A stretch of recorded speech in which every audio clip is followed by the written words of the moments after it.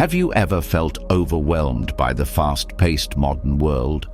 Have you sought a sense of tranquility amidst the ceaseless chaos, a moment of clarity in the face of overwhelming uncertainty? What if I told you that there exists a path, an ancient way of life that can provide you with the tools to navigate the challenges of existence with equanimity and resilience? That path is Stoicism, a philosophy born in the bustling marketplaces of ancient Greece, yet as relevant and vital today as it was over 2 millennia ago. Tonight, you are not here by accident. You have been drawn to this space because your soul yearns for stillness, for a deeper understanding of life, and for a strength that is not dependent on the fragile certainties of the external world. Over the next few hours, as you prepare for rest, allow these words to be a gentle guide, a soothing balm for your mind. We will journey together into the heart of Stoicism, not as a dry academic exercise, but as a living, breathing practice. The teachings of the great sages who navigated empires, endured exile, and faced their own mortality with unshakable calm will become whispers of wisdom that accompany you into a deep and restorative sleep.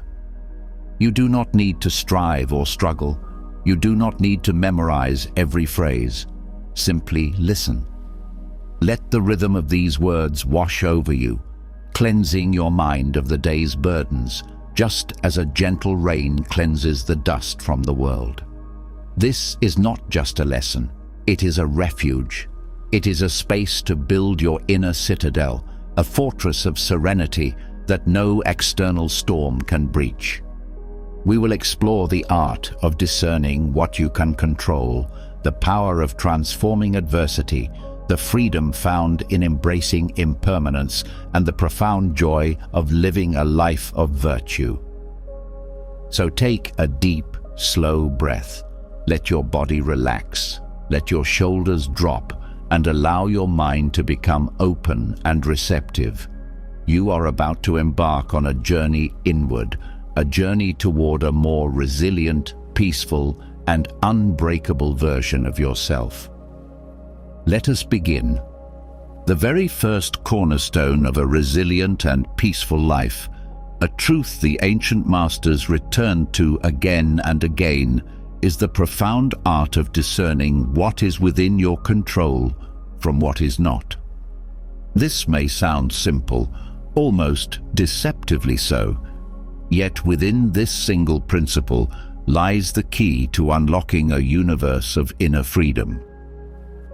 Imagine for a moment that you are a sailor, captain of your own vessel on the vast, unpredictable ocean of life.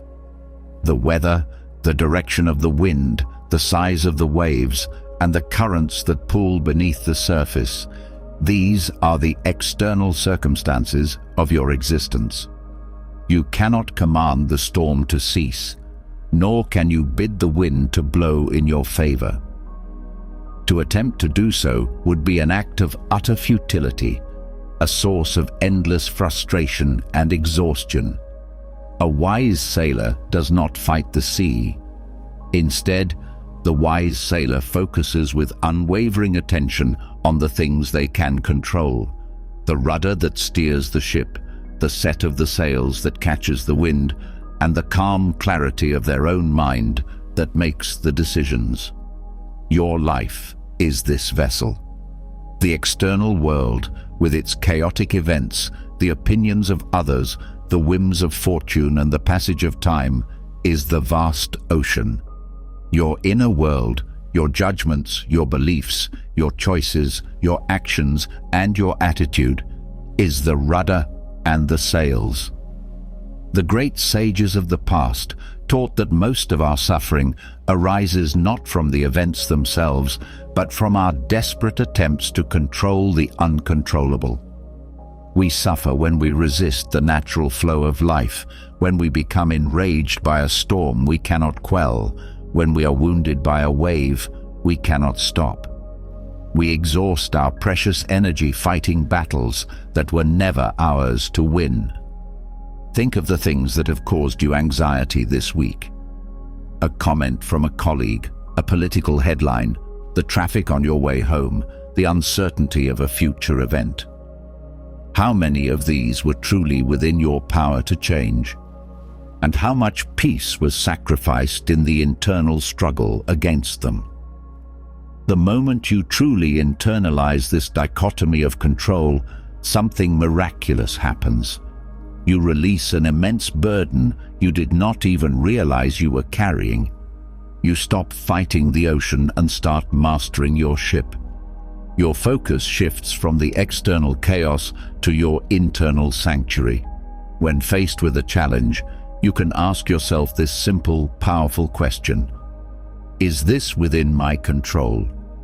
If the answer is no, if it concerns the actions of another, a past event, or a future outcome you cannot guarantee, then your task is to practice acceptance. It is to let go with grace, to recognize that your peace does not depend on changing the unchangeable.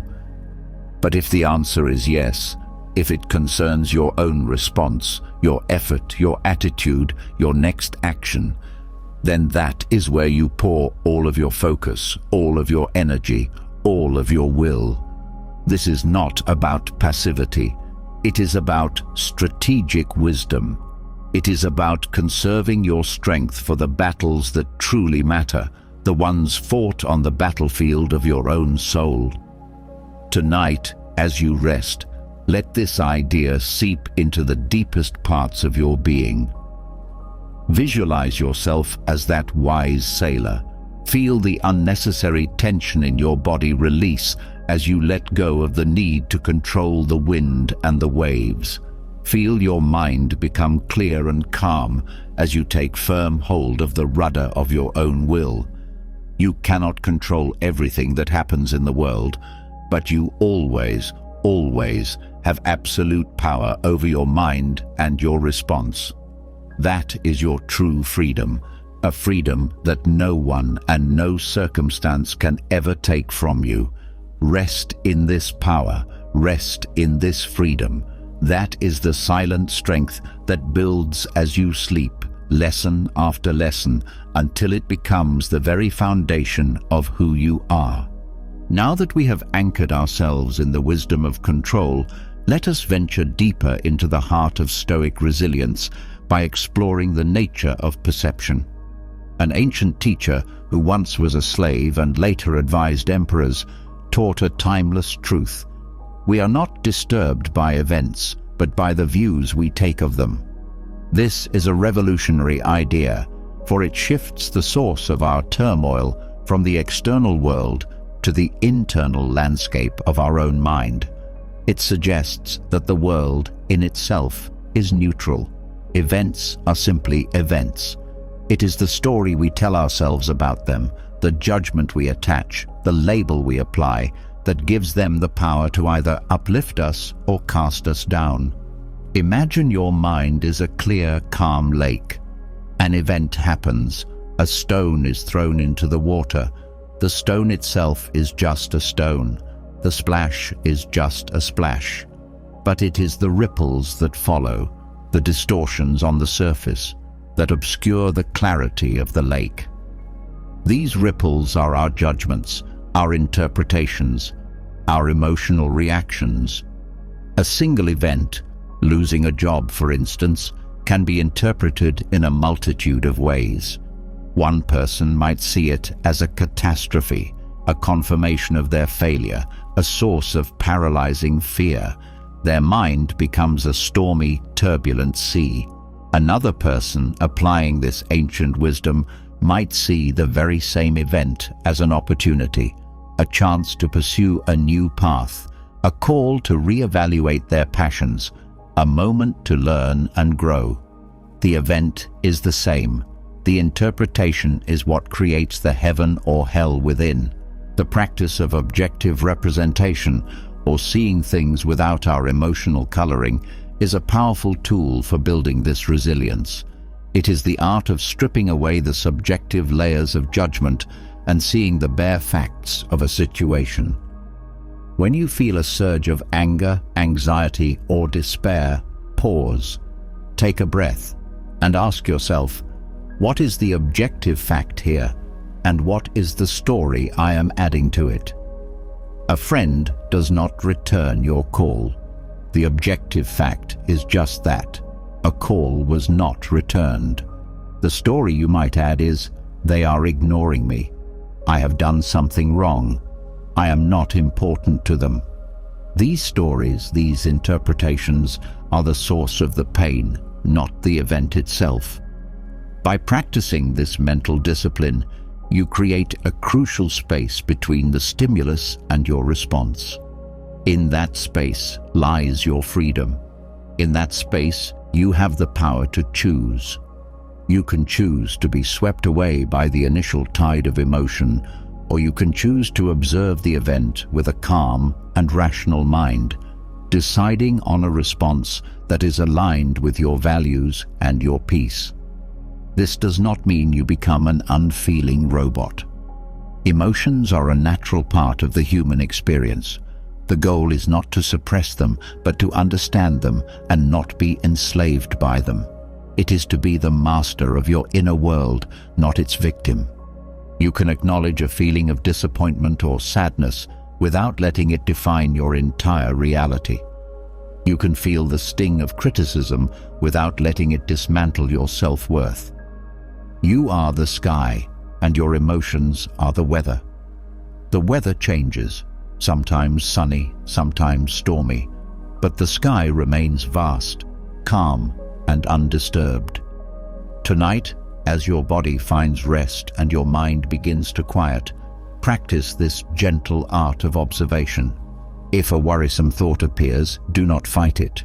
Do not cling to it. Simply label it. This is a thought. If a feeling of sadness arises, observe it without judgment. This is a feeling. By doing this, you are detaching from the content of your mind and connecting with the silent, aware presence that you are. You are the calm lake beneath the ripples, the serene sky behind the clouds. This is your inner citadel, your fortress of peace. And by learning to see the world through a clearer, more objective lens, you strengthen its walls, making it an unassailable sanctuary, a place of profound and enduring resilience. Having learned to distinguish between what we can and cannot control, and to see the world with objective clarity, we now arrive at a principle that forms the very heart of the Stoic path, the unwavering pursuit of virtue.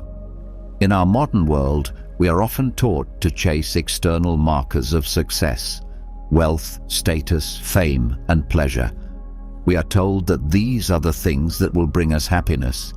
But the ancient philosophers offered a radical and ultimately more fulfilling alternative. They taught that the only true good, the only thing of intrinsic and unshakable value, is virtue. But what is virtue? In the Stoic sense, it is not a rigid or pious moral code. It is excellence of character. It is the art of living a rational, ethical, and harmonious life. The sages broke it down into 4 cardinal virtues that act as a compass for navigating existence: wisdom, courage, justice, and temperance. These are not just abstract ideals. They are active, practical skills that can be cultivated every single day, in every single action. Let us first consider wisdom. This is the master virtue, the ability to discern what is good, what is bad, and what is indifferent. It is the knowledge of how to live well. In our daily lives, wisdom is what allows us to make sound judgments, to see situations clearly, and to respond with clarity rather than confusion. It is the voice of reason that guides us through the noise of fleeting emotions and societal pressures. It is about understanding the deeper nature of things and acting in accordance with that understanding. Next, we have courage. This is not just the absence of fear or physical bravery in the face of danger. Stoic courage is moral fortitude. It is the strength to face adversity with a calm and steady mind. It is the courage to speak the truth, even when it is difficult. It is the resilience to endure hardship without breaking.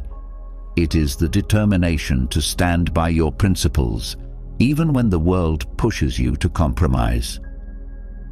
Every time you choose to face a difficult conversation instead of avoiding it, every time you persist in a challenging task, you are practicing the virtue of courage. Then there is justice. This virtue extends beyond the legal system. It is about fairness, integrity, and kindness in our dealings with others. The Stoics believe that we are all part of a single, universal community, a cosmic city. Justice, therefore, is our duty to act for the common good, to treat others with respect and empathy, and to recognize our shared humanity. Every act of kindness, every fair decision, every moment of compassion is an expression of justice. It is the recognition that our own well-being is inextricably linked to the well-being of the whole. Finally, we have temperance. This is the virtue of self-control, moderation, and discipline. It is the ability to master our desires and impulses rather than being enslaved by them. In a world that constantly tempts us with instant gratification and excess, temperance is a revolutionary act. It is choosing long-term well-being over short-term pleasure. It is the discipline to avoid what is harmful and to embrace what is beneficial for our body, mind, and soul. Every time you choose a healthy meal over an unhealthy one, every time you choose focus over distraction, every time you respond with calm instead of reacting with anger, you are strengthening the muscle of temperance. Why is virtue the highest good? Because unlike wealth, health, or reputation, virtue is entirely within our control. Fortune can take away your possessions, illness can take away your health, but no one can take away your character, your wisdom, your courage, your integrity. These are your true treasures. A life focused on cultivating virtue is a life of profound stability and inner peace. Your happiness is no longer dependent on the unpredictable whims of the external world. It is built on the solid, unshakable foundation of your own character. Tonight, as you drift into sleep, let these 4 virtues be your guides. Let your subconscious mind absorb their meaning. Wisdom, courage, justice, temperance. You don't need to be perfect. The path of virtue is a lifelong practice, a journey of continuous improvement. Every day offers a new opportunity to be a little wiser, a little braver, a little fairer, a little more disciplined. Rest now in the quiet knowledge that you are building a wealth that can never be lost, a fortress that can never be breached, a life of true and lasting value.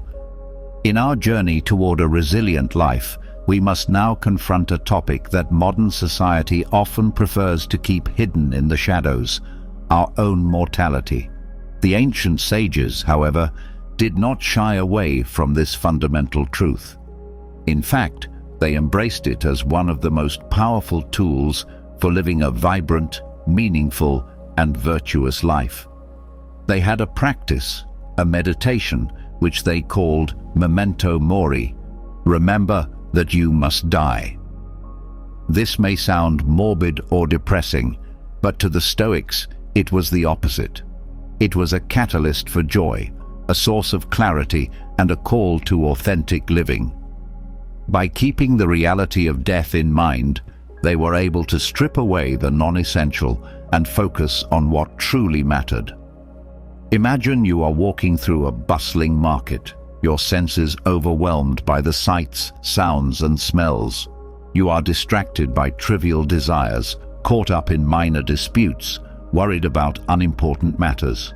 Now, imagine a wise guide gently taps you on the shoulder and whispers, "Remember, your time here is limited." In an instant, your perspective shifts. The trivialities fade away. The petty grievances seem insignificant.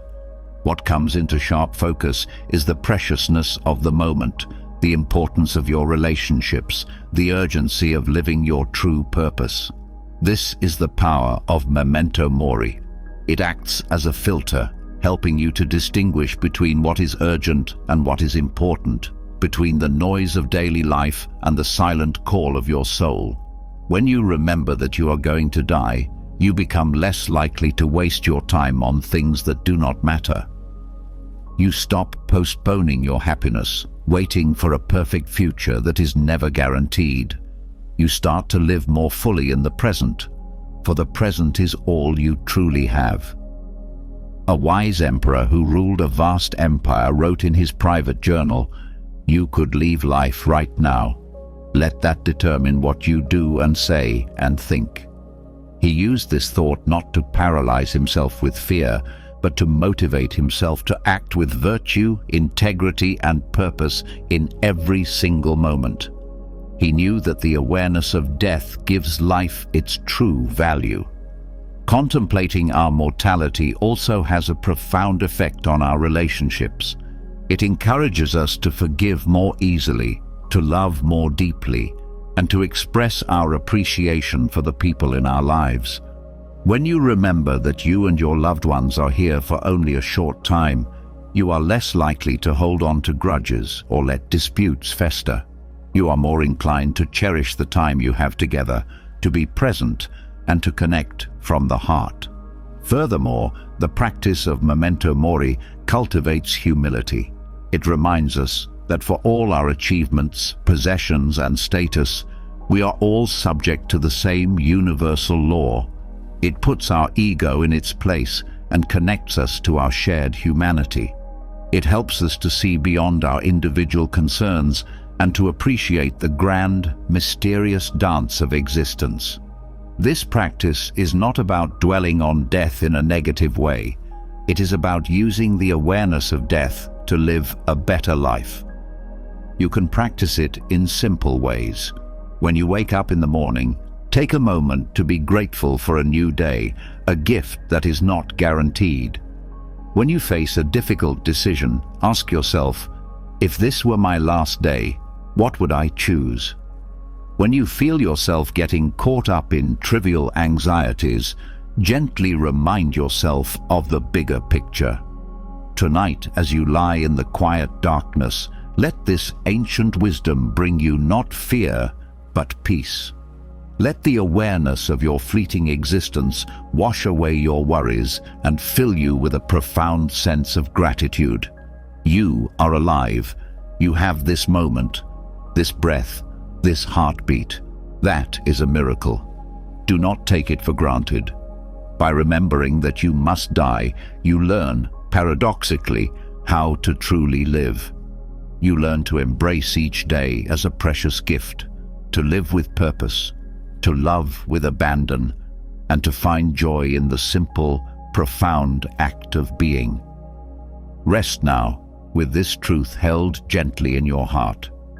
From the sobering reminder of our mortality, we now turn to a concept that may seem its perfect opposite, yet is born from the same deep acceptance of reality. Amor fati, a love of one's fate. This is perhaps one of the most challenging and yet most liberating principles in all of philosophy.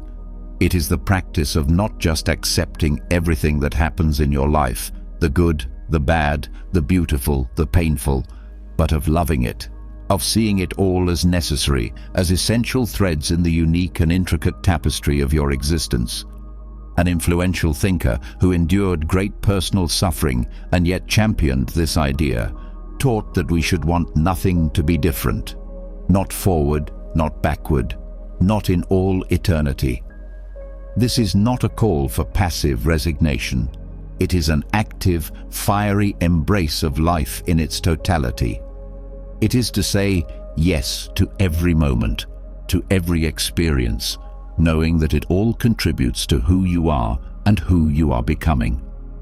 Imagine your life as a great work of art, a sculpture that is being carved from the raw block of existence. Some of the sculptor's tools are gentle, polishing, and refining. These are the moments of joy, success, and love. Other tools are sharp and forceful, chipping away at the stone. These are the moments of adversity, loss, and pain. We tend to wish for only the gentle tools to resist the chisel and the hammer. But a master sculptor knows that both are necessary to reveal the masterpiece within.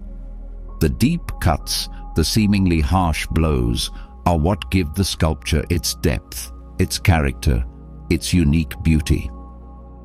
Amor fati is the ability to look at the entire process, the polishing and the chipping, and to love it all, to see the necessity and beauty in every mark.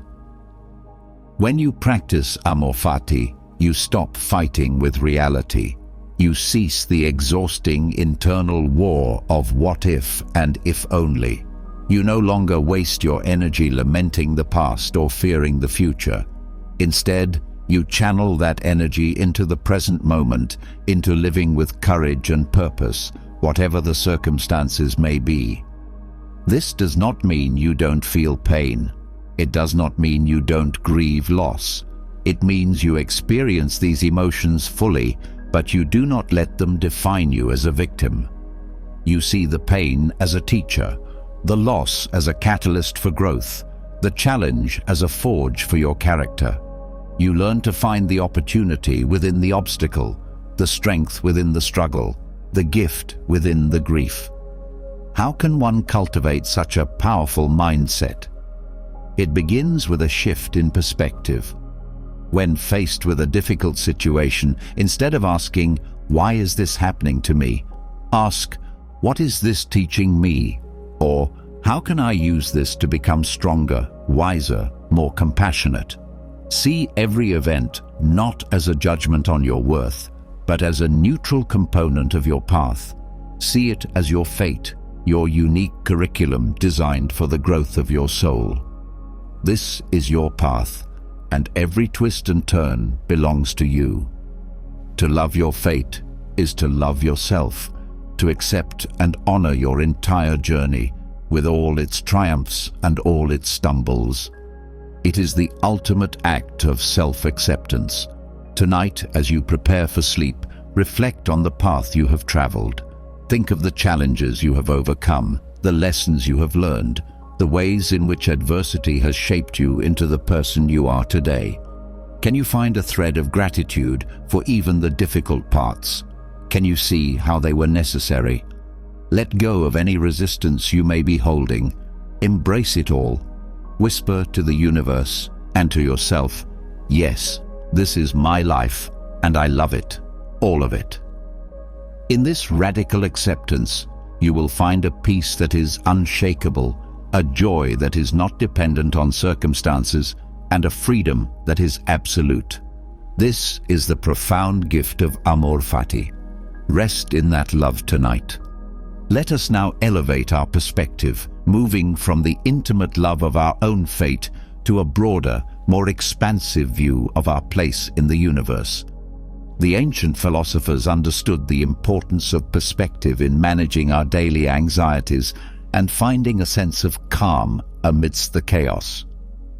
They developed a powerful mental exercise known as the view from above, a practice that involves imagining yourself rising up, looking down upon your own life, your city, your country, and the entire earth from a cosmic vantage point. Imagine yourself floating gently, effortlessly, up from where you are lying now. You see the room, the building, the neighborhood below. You continue to rise, and you see the entire city, a tapestry of lights and shadows, of countless lives unfolding simultaneously. You rise higher still, and you see the contours of the land, the mountains, the rivers, the coastlines. Your continent becomes visible, a piece in the great puzzle of the world. Now, the earth itself comes into view. a beautiful, swirling marble of blue and white, suspended in the silent, infinite darkness of space. From this cosmic perspective, look back at your own life. See your home, your workplace, your daily routines. See the things that cause you stress, the worries that occupy your mind, the conflicts that seem so overwhelming. From this great height, how do they appear? The argument you had yesterday, the deadline you are facing tomorrow, the social slight you experienced last week, from the vantage point of the stars, they shrink in significance. They become what they truly are, small, fleeting moments in the vast, ancient expanse of time and space. The purpose of this exercise is not to diminish the importance of your life or to encourage a sense of nihilism. It is to gain perspective. It is to see your problems within a larger context, which often has the immediate effect of reducing their emotional weight. The things that seem all-consuming up close can become manageable, even insignificant, when viewed from above. A great thinker who ruled an empire often practiced this meditation to remind himself of the impermanence and relative smallness of human affairs. He wrote, "Think of the substance of all things, of which you have a very small part, and of the time of all things, of which a short and indivisible interval has been assigned to you, and of the works of fate, of which you are so small a part." This practice cultivates a sense of humility and awe. It reminds us that we are part of something much, much larger than our individual egos and concerns. It helps us to let go of our attachments to trivial matters and to focus on what is truly essential, living with virtue, connecting with others, and appreciating the beauty and mystery of existence. The view from above also fosters a sense of interconnectedness, a concept the sages called sympathia. From that cosmic height, the borders that divide us, the differences that separate us, all dissolve. You see one planet, one human family, all sharing the same fragile home, all subject to the same universal laws of birth, life, and death. This perspective can dissolve feelings of anger, resentment, and otherness, replacing them with a sense of compassion and universal kinship. You can practice this visualization anytime you feel overwhelmed by stress, anxiety, or anger. It takes only a few moments to close your eyes, take a few deep breaths, and allow your mind to soar. It is a powerful antidote to the narrow, self-absorbed perspective that so often traps us in cycles of suffering. Tonight, as you drift off to sleep, allow your consciousness to expand. Feel yourself becoming lighter, rising above the concerns of your day. See your life as part of a grand, cosmic drama, a beautiful and fleeting dance. From this place of serene detachment, offer a sense of peace to yourself and to all the other souls sharing this journey on our small blue planet. Rest in the vastness, in the stillness, in the profound peace that comes from seeing the bigger picture. From the expansive view of the cosmos, let us gently return our focus to the inner world, to the quality of our relationships, not just with others, but with the most important person in our lives, ourselves. A wise teacher of the past, when asked what progress he had made, replied, "I have begun to be a friend to myself." This simple statement holds a universe of wisdom. For many of us, the inner dialogue we maintain is far from friendly. We are our own harshest critics, our most unforgiving judges. We replay our mistakes, berate ourselves for our shortcomings, and hold ourselves to impossible standards. We would never speak to a dear friend the way we often speak to ourselves. Stoicism, at its heart, is a philosophy of self-care and self-improvement. It teaches us that before we can be a good friend to others, a good citizen, or a good human being, we must first learn to be a good friend to ourselves. What does it mean to be a friend to yourself? It means treating yourself with the same compassion, patience, and understanding that you would offer to someone you love. It means accepting your imperfections, not as signs of failure, but as part of your human journey. It means forgiving yourself for your mistakes and seeing them as opportunities to learn and grow. It means celebrating your small victories and being a source of encouragement when you face setbacks. Friendship with oneself is built on self-awareness. It requires us to listen to our inner world with an attentive and non-judgmental ear. What are your fears, your hopes, your desires?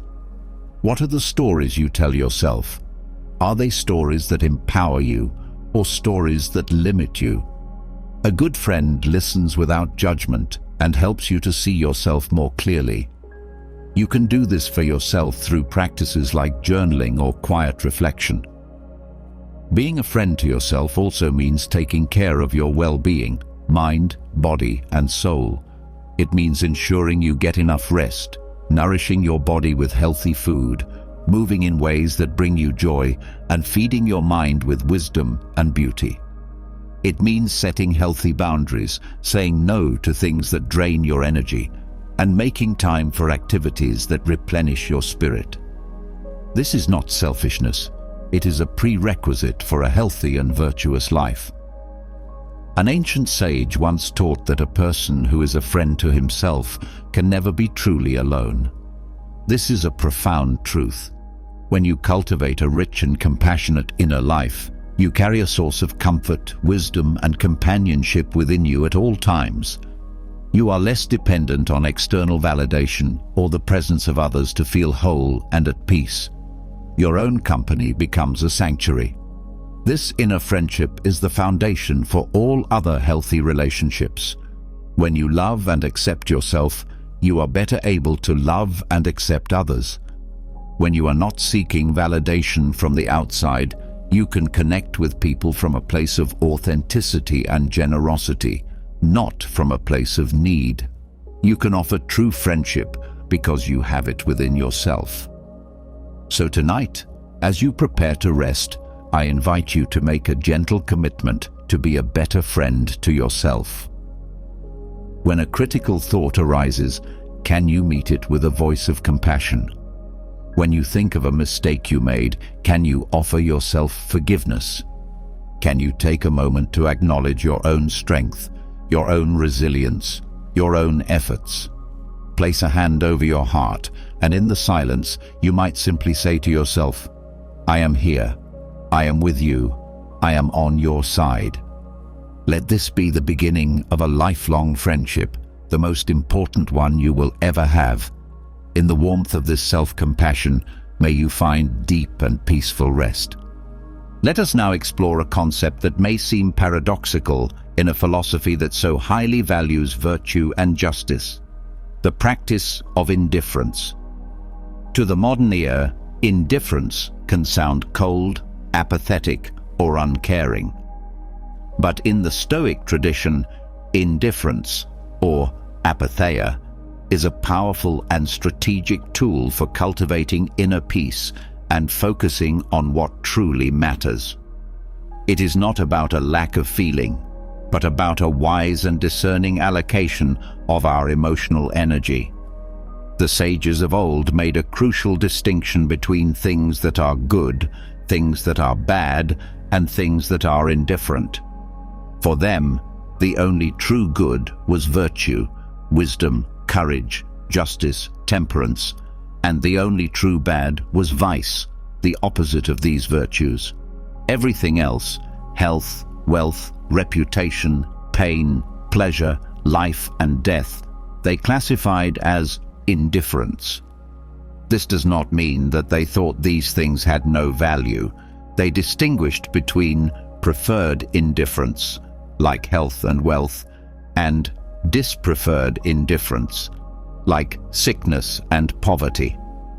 It is natural to prefer health over sickness, but the Stoic insight is that neither of these things can make you a good or bad person. They do not affect your character, your capacity for virtue, which is the only true measure of a good life. Why is this distinction so important for resilience? Because most of our emotional turmoil comes from our attachment to these indifferent things. We are devastated when we lose wealth, terrified when we face illness, and elated when we receive praise because we have mistakenly labeled these things as ultimate goods or evils. We have staked our happiness on things that are, by their very nature, fleeting and outside of our complete control. The practice of Stoic indifference is the art of unhooking our well-being from these external, indifferent things. It is to cultivate a mindset where you can say, I prefer to be healthy, but if I am sick, I can still be virtuous. I can still be courageous, patient, and wise. My character remains intact. It is to say, I prefer to be wealthy, but if I lose my fortune, I have not lost my true self, my integrity, my relationships, my inner peace. These are my real treasures. This is an incredibly empowering perspective. It makes your happiness and sense of worth invulnerable. It builds an inner citadel that cannot be breached by the changing winds of fortune. You can fully engage with life, pursue your goals, enjoy your successes, but you are not shattered when things do not go your way. Your core is unshaken. Imagine a skilled archer. The archer does everything in their power to shoot the arrow well. They control their stance, their breath, their aim, their release. That is their virtue. But once the arrow leaves the bow, the outcome is no longer entirely in their control. A sudden gust of wind, a movement of the target, these are external factors. The wise archer focuses on the process, on shooting well, and accepts the outcome with equanimity.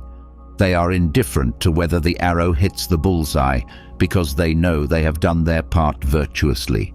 This is how we should approach our lives. We should strive for our goals, work with diligence and integrity, but we must practice indifference to the outcomes, which are often influenced by factors beyond our control. This is not apathy. It is the freedom to act with excellence without the paralyzing fear of failure or the desperate craving for success. Tonight, as you rest, reflect on the things you are attached to. What external things do you believe are essential for your happiness? Your job, your social status, a particular relationship? Now, gently imagine letting go of your attachment to them. Imagine finding a source of peace and contentment that is independent of these things, a source that resides within your own character. This is the practice of Stoic indifference. It is a path to a deep, stable, and resilient peace. Rest in the knowledge that your true worth is not in what you have, but in who you are. As we continue to build our inner fortress, let us consider the architecture of our daily lives.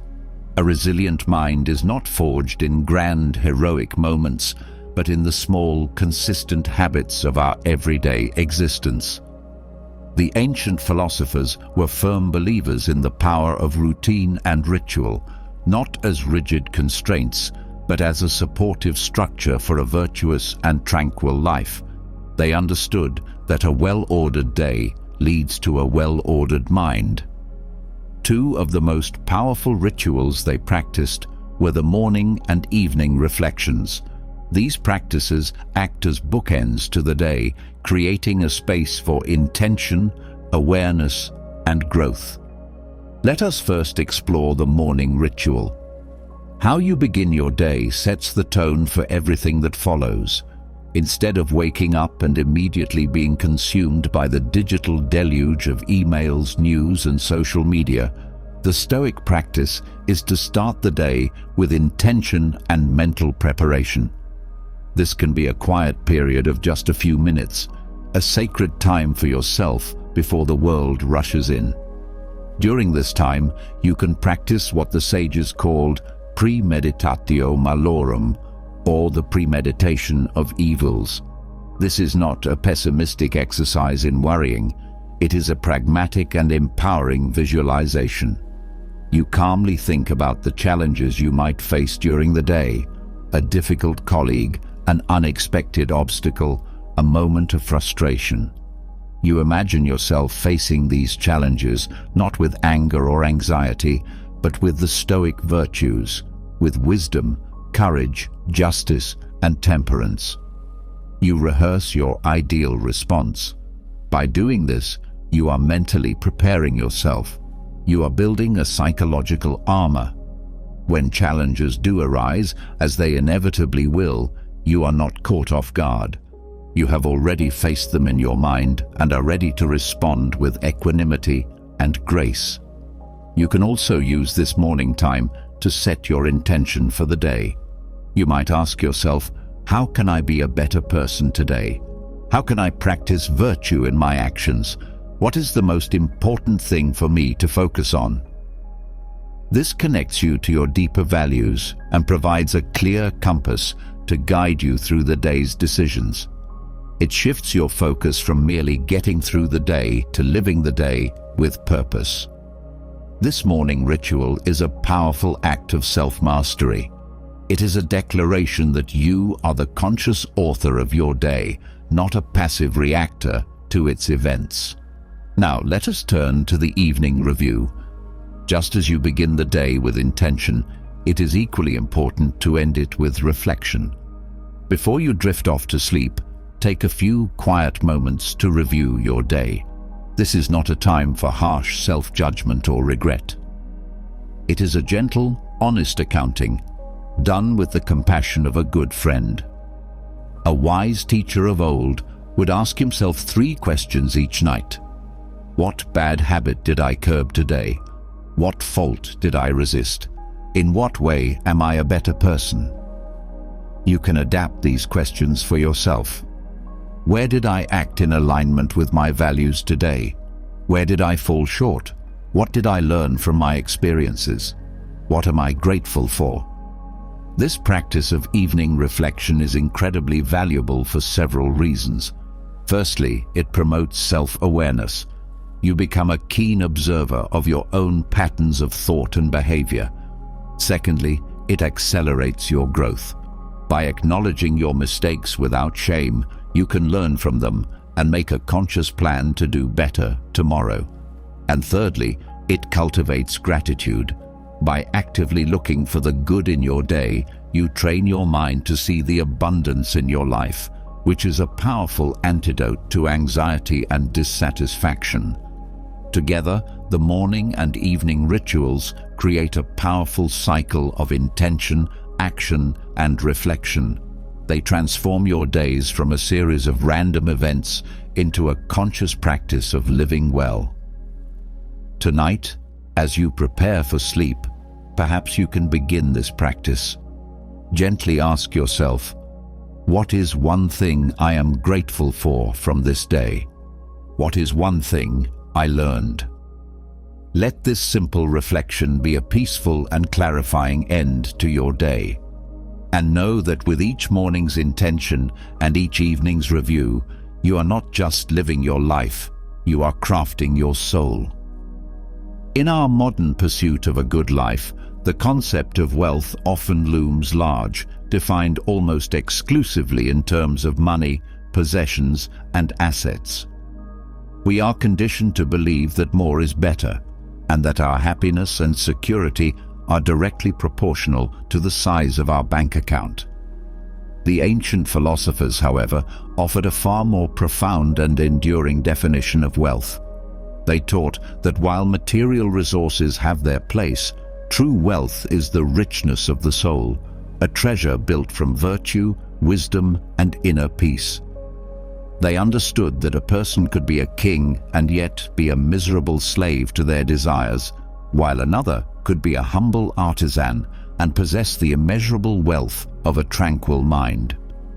This Stoic perspective on wealth is not an argument for poverty or a condemnation of material success. It is a reordering of priorities. It is about understanding that external things are preferred indifference. It is preferable to have them, but our well-being should not be fundamentally dependent on them. The true riches, The ones that cannot be lost to a market crash, a thief, or the passage of time are the qualities of our character. Imagine two individuals. One has immense material wealth, a large house, expensive cars, a vast portfolio, yet their mind is in constant turmoil. They are plagued by anxiety about losing their wealth, consumed by envy of those who have more, and their relationships are shallow, built on status rather than genuine connection. They are, in the Stoic sense, deeply impoverished. Now imagine another individual with modest means. They live simply, but their mind is at peace. They have cultivated strong, loving relationships. They face life's challenges with courage and equanimity. They find joy in simple pleasures and live with a sense of purpose and integrity. This person, by the standards of the ancient sages, is truly wealthy. The pursuit of inner wealth is a far more reliable and fulfilling endeavor than the pursuit of external riches. Why? Because it is entirely within your control. You have the power to cultivate your wisdom, to strengthen your courage, to act with justice, and to practice temperance, regardless of your external circumstances. This is the ultimate form of self-reliance. This does not mean you should neglect your financial well-being. A wise person is prudent and responsible with their resources. They work diligently, save for the future, and avoid foolish risks. But they do so without anxiety or attachment. They see money as a tool, a means to live a good life, to support their loved ones, and to contribute to the common good, but not as the goal itself. They know that the most valuable things in life, love, friendship, wisdom, peace, cannot be bought. How can we begin to cultivate this true wealth? It starts with a conscious shift in our values. We can make a deliberate choice to prioritize our inner growth over our external accumulation. We can dedicate time each day to learning, to reflection, to practices that strengthen our character. We can measure our success not by our net worth, but by our integrity, not by our possessions, but by our peace of mind. We can practice gratitude for what we have rather than constantly craving what we don't. This is the path to an abundance that is deep, stable, and truly your own. Tonight, as you drift into sleep, let go of the world's narrow definition of wealth. Release the pressure to accumulate and achieve. Instead, turn your attention inward to the quiet, fertile ground of your own soul. That is where the real treasure lies. Know that every act of kindness, every moment of courage, every choice for wisdom is a deposit into an account that yields infinite returns. You are building a wealth that will sustain you through any storm, a richness that will illuminate your entire life. Rest now in the profound security of this inner abundance. In our exploration of the Stoic path to a resilient life, we must make a crucial distinction between joy and pleasure. Our modern culture often uses these terms interchangeably and relentlessly promotes the pursuit of pleasure as the primary route to happiness. We are bombarded with messages that suggest a good life is one filled with constant stimulation, sensory delights, and the avoidance of any discomfort. The ancient philosophers, however, saw a profound difference between these two states. They taught that a life dedicated solely to the pursuit of pleasure is a fragile and ultimately unfulfilling one, for pleasure is, by its nature, fleeting, external, and often leads to a cycle of craving and dissatisfaction. True, enduring happiness, they argued, is found in joy, a state of deep contentment and well-being that arises from within, from a life lived with virtue and purpose. Pleasure is often tied to external stimuli, a delicious meal, a new purchase, a flattering compliment. These things can certainly be enjoyable, and the Stoics were not against enjoying them. The danger lies in becoming dependent on them for our happiness. When our well-being is staked on these external, fleeting things, we are in a precarious position. The meal ends, the novelty of the purchase wears off, the compliments cease. And then what? We are left seeking the next hit of pleasure, caught in an endless loop, a chase that can never be won. This is what one sage called the hedonic treadmill. We run and run, but our baseline level of happiness remains the same. Joy, on the other hand, is not an emotion that comes and goes with external events. It is a deeper state of being. It is the quiet, steady satisfaction that comes from knowing you are living a good life in alignment with your values. It is the peace of mind that comes from a clear conscience. It is the fulfillment that arises from personal growth, meaningful relationships, and contributing to something larger than yourself. This kind of joy is not dependent on circumstances. A person can experience joy even in the midst of difficulty. A person facing a serious illness can still find joy in the love of their family. A person enduring a professional setback can still find joy in their own integrity and resilience. This is because joy is a product of our inner world, of our character, which, as we have learned, is the one thing that is truly within our control. A life of virtue, the Stoics taught, is a life of joy. When you practice wisdom, you experience the joy of clarity and understanding. When you practice courage, you feel the joy of self-mastery and inner strength.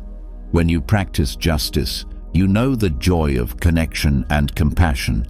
And when you practice temperance, you discover the joy of freedom from the tyranny of your own impulses. This joy is a steady, unwavering light, unlike the flickering flame of pleasure. So, how do we cultivate more joy in our lives? We do so by shifting our focus. Instead of asking, "What can I get to make me happy?" we can ask, "How can I live to be happy?" Instead of chasing the next pleasure, we can focus on cultivating our character. We can invest our energy in learning, in strengthening our relationships, in practicing kindness, and in developing self-discipline. We can learn to find satisfaction in the process, not just the outcome. The joy of a job well done, the joy of a deep conversation, the joy of overcoming a personal challenge, these are the fruits of a life lived with intention.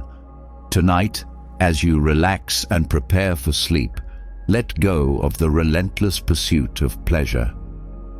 Release the need for constant external stimulation. Turn your attention to the quiet, inner wellspring of joy that resides within you. It is always there, waiting to be discovered. It is the peaceful hum beneath the noise of the world. It is the deep, abiding contentment of a soul at peace with itself. Rest in that joy. Let it fill you, sustain you, and guide you. This is the happiness that no one can take away from you. Let us now delve into a practice that is both simple and profoundly transformative: the cultivation of gratitude. In a world that often emphasizes what is lacking, what we need to acquire, and what is wrong, gratitude is a revolutionary act of consciousness. It is the deliberate turning of the mind toward what is good, what is present, and what we have been given. The ancient sages understood that gratitude is not merely a polite sentiment or a response to good fortune. It is a fundamental virtue and a powerful tool for cultivating a joyful and resilient mind. One great teacher believed that it is not the happy man who is grateful, but the grateful man who is happy. This insight turns our conventional understanding on its head. We often think that we will be grateful when we get what we want: the promotion, the relationship, the perfect home. But this makes our gratitude, and therefore our happiness, conditional and dependent on external circumstances. The Stoic approach is to cultivate gratitude as a daily practice, an inner habit, regardless of our situation. By doing so, we shift our entire perspective. We train our minds to see the abundance that already surrounds us, rather than focusing on the illusion of scarcity. Gratitude is a powerful antidote to many of the mental poisons that rob us of our peace, such as envy, resentment, and anxiety. When you are truly grateful for what you have, it is difficult to feel envious of what others possess. When you are thankful for the lessons in your challenges, it is hard to hold on to resentment. And when you appreciate the gift of the present moment, anxiety about the future loses its grip. The practice of gratitude connects us to the reality of our interdependence. It helps us to see that nothing we have, not even our own existence, is solely our own doing. Our food, our shelter, our knowledge, our very breath, all are gifts from the larger web of life, from the work of countless others and the bounty of nature. This recognition fosters a sense of humility and connection, dissolving the ego's illusion of separateness. You can begin to cultivate gratitude in very simple ways. One of the most effective practices is to keep a gratitude journal. Each evening before you sleep, take a few minutes to write down 3 to 5 things from your day for which you are grateful. They do not have to be monumental events. They can be small and simple: the warmth of the sun, a kind word from a stranger, a moment of quiet, the taste of your favorite tea. The key is to be specific and to truly feel the gratitude in your heart as you write. Another practice is to express your gratitude directly to others. A simple, heartfelt thank you can uplift both the giver and the receiver. You can also practice gratitude in moments of difficulty. This is a more advanced practice, but it is incredibly powerful. When facing a challenge, you can ask yourself, what can I be grateful for in this situation? What is the hidden gift or lesson here? This does not mean denying the pain or difficulty, but it means looking for the thread of good even in the darkest of times. It is the practice of Amor fati in action. Tonight, as you lie in bed, let your final thoughts be thoughts of gratitude. Mentally scan your day and find a few moments, no matter how small, for which you can be thankful. Feel the warmth of that gratitude spread through your body, relaxing your muscles, calming your mind. Let it be a gentle lullaby, a peaceful end to your day. Gratitude is a choice.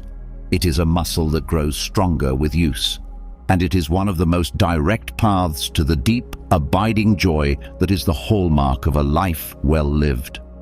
Rest now in a state of profound and peaceful thankfulness. As we journey deeper into the Stoic art of living, it is crucial to understand the nature of desire. In our consumer-driven society, desire is the engine that powers the economy. We are constantly being told that we are incomplete, that we need something more to be happy, that the next purchase, the next achievement, or the next experience will finally fill the void within.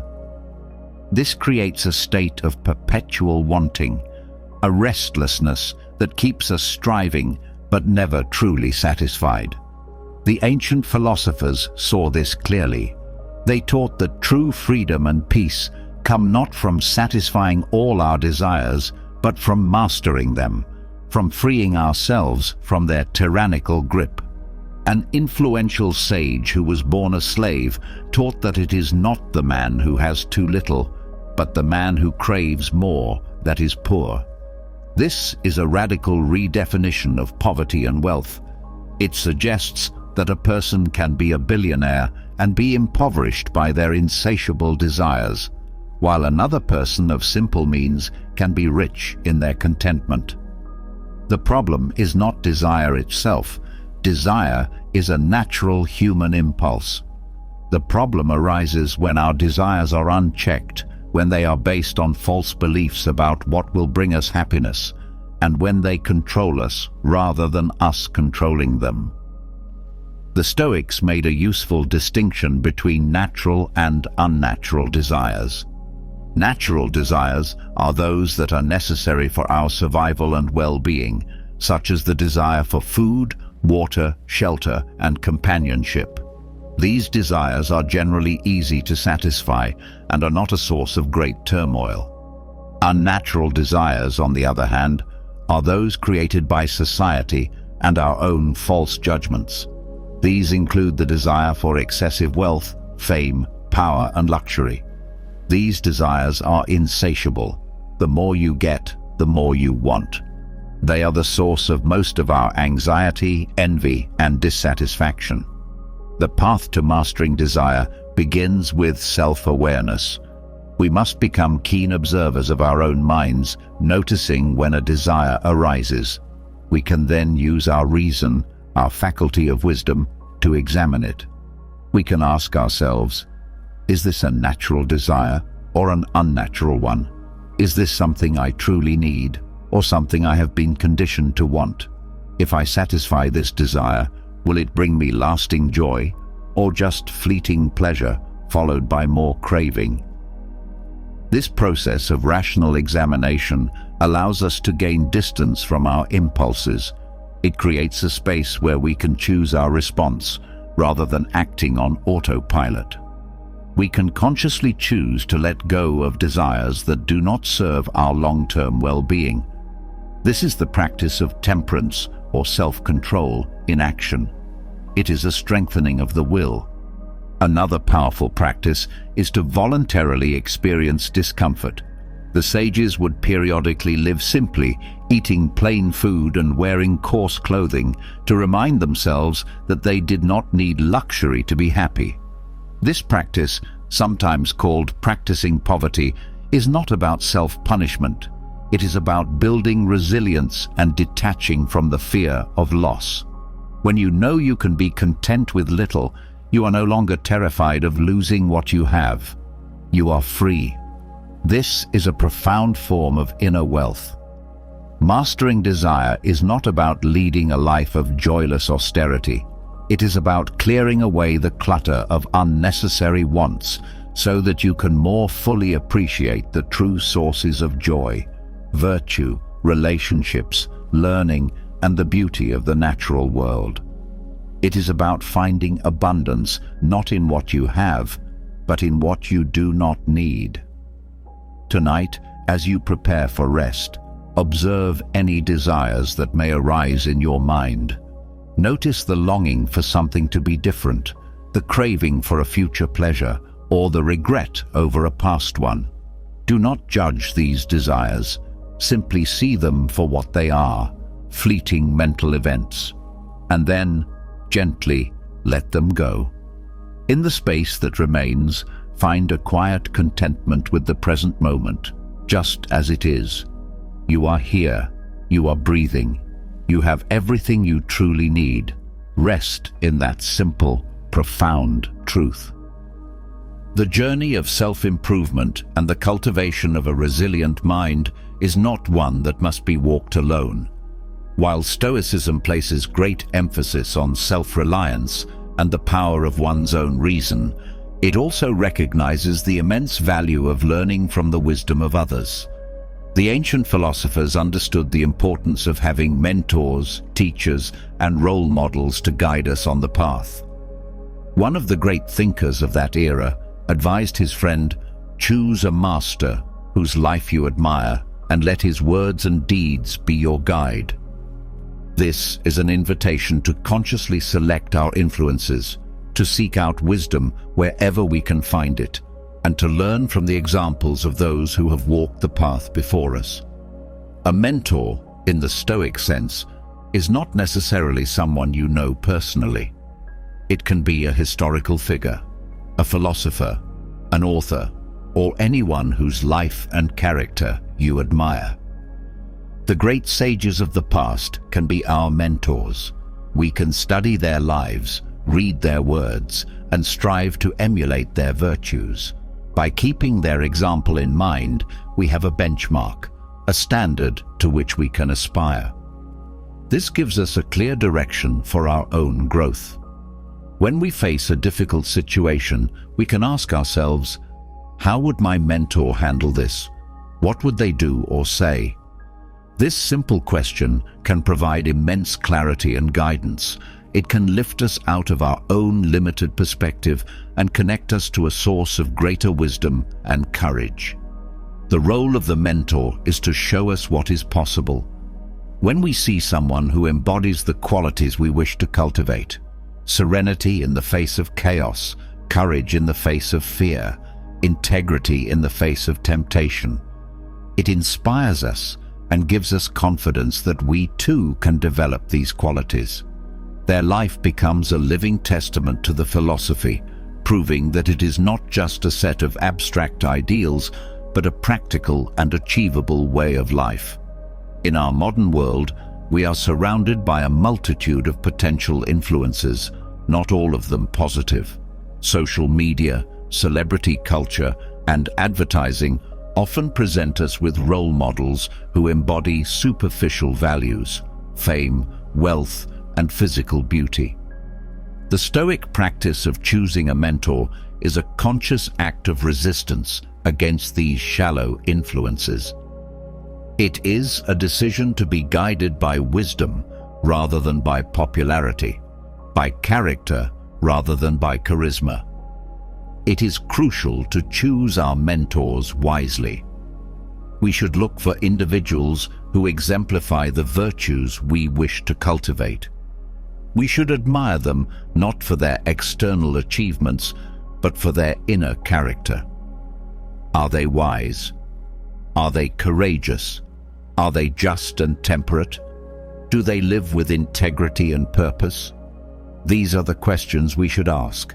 Having a mentor also provides a sense of companionship on the journey. The path of self-improvement can sometimes feel lonely.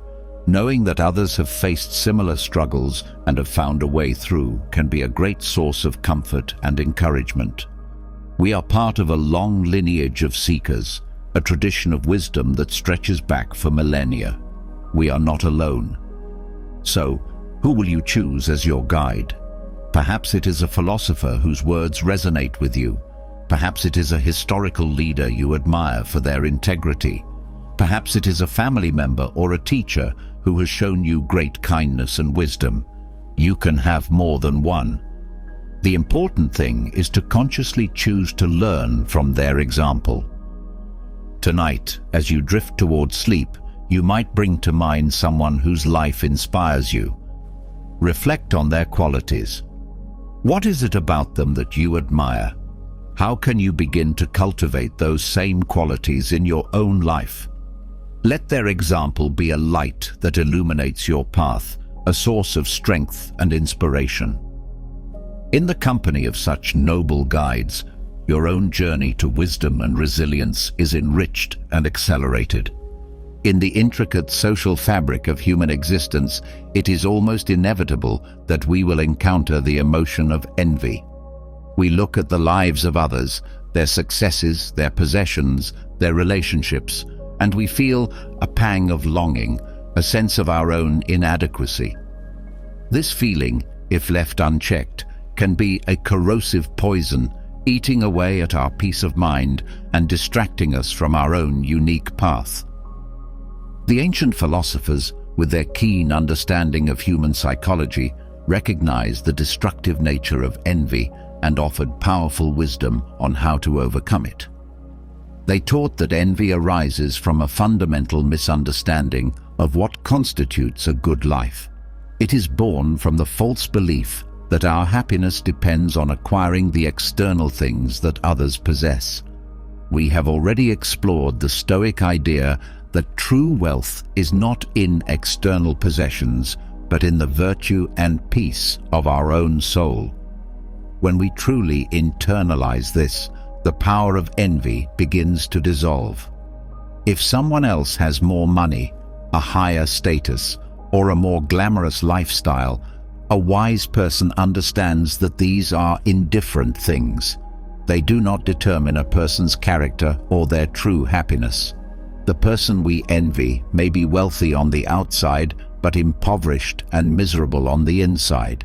We cannot see their inner struggles, their anxieties, their fears.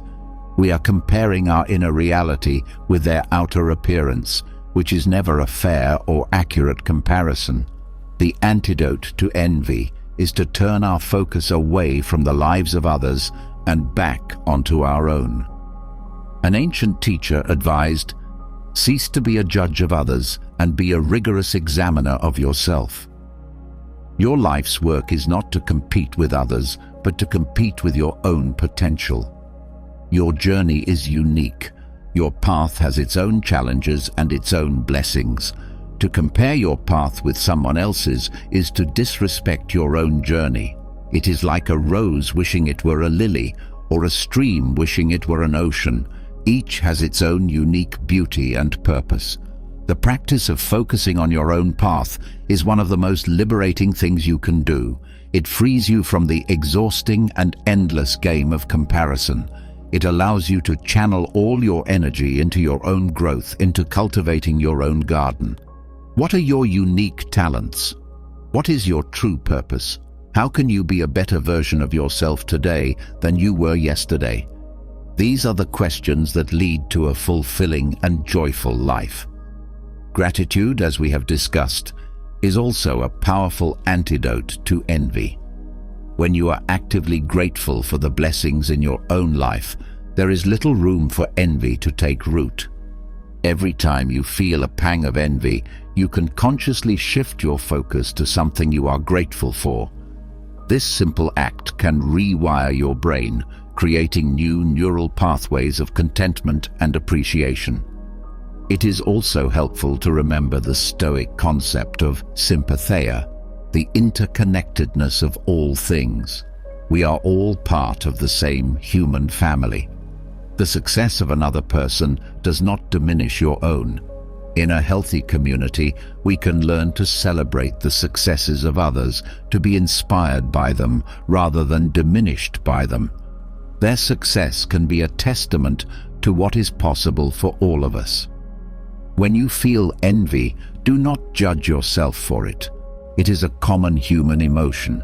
Instead, use it as a signal, a reminder to return your focus to where it belongs, on your own path, your own virtues, your own growth. See it as an opportunity to practice wisdom and self-compassion. Tonight, as you prepare for rest, let go of any comparisons you may have made during the day. Release any feelings of envy or inadequacy. Your journey is yours alone, and it is sacred. Honor it. Appreciate the unique beauty of your own path with all its twists and turns. Your purpose is not to be like someone else. It is to be the most authentic, virtuous, and fulfilled version of yourself. Rest in that knowledge. Your path is unfolding exactly as it should. Of all the emotions that can disturb our inner peace, anger is perhaps one of the most powerful and destructive. It can flare up in an instant, clouding our judgment, poisoning our relationships, and leaving a trail of regret in its wake. The Stoic philosophers dedicated a great deal of thought to understanding and managing this volatile emotion. They saw anger not as a sign of strength, but as a form of temporary madness, a passion that temporarily strips us of our most valuable human faculty, reason. One of the great sages wrote an entire treatise on anger, in which he stated, "There is no more stupefying thing than anger, nothing more bent on its own strength. If it is successful, it is arrogant. If it is not, it is mad." He understood that anger is a double-edged sword. It harms not only the person it is directed at, but also, and perhaps more so, the person who holds it. Anger, at its root, often stems from a sense of injustice, from the belief that we have been wronged or that our expectations have been violated. It is a reaction to an external event that we have judged to be harmful or unfair. The Stoic approach to managing anger, therefore, begins with examining these underlying judgments. When you feel a surge of anger, the first step is to pause. Do not react immediately. Create a space between the trigger and your response. In that space, you can use your reason to analyze the situation. Ask yourself, is this situation truly as terrible as I am making it out to be? Have I been truly harmed, or has my ego just been bruised? Is the person who angered me acting out of malice, or perhaps out of ignorance, fear, or their own pain? Often we will find that our anger is disproportionate to the actual event. We are reacting not to the thing itself, but to our interpretation of it. The practice of empathy is a powerful antidote to anger. When we try to understand the perspective of the other person, to see the world through their eyes, it is difficult to maintain a state of rage. We may not agree with their actions, but we can begin to see their humanity, their own struggles and imperfections. This understanding can soften our hearts and dissolve our anger. Another key Stoic practice is to reflect on the futility and cost of anger. Does anger ever truly solve a problem? More often than not, it escalates conflicts, damages relationships, and harms our own well-being.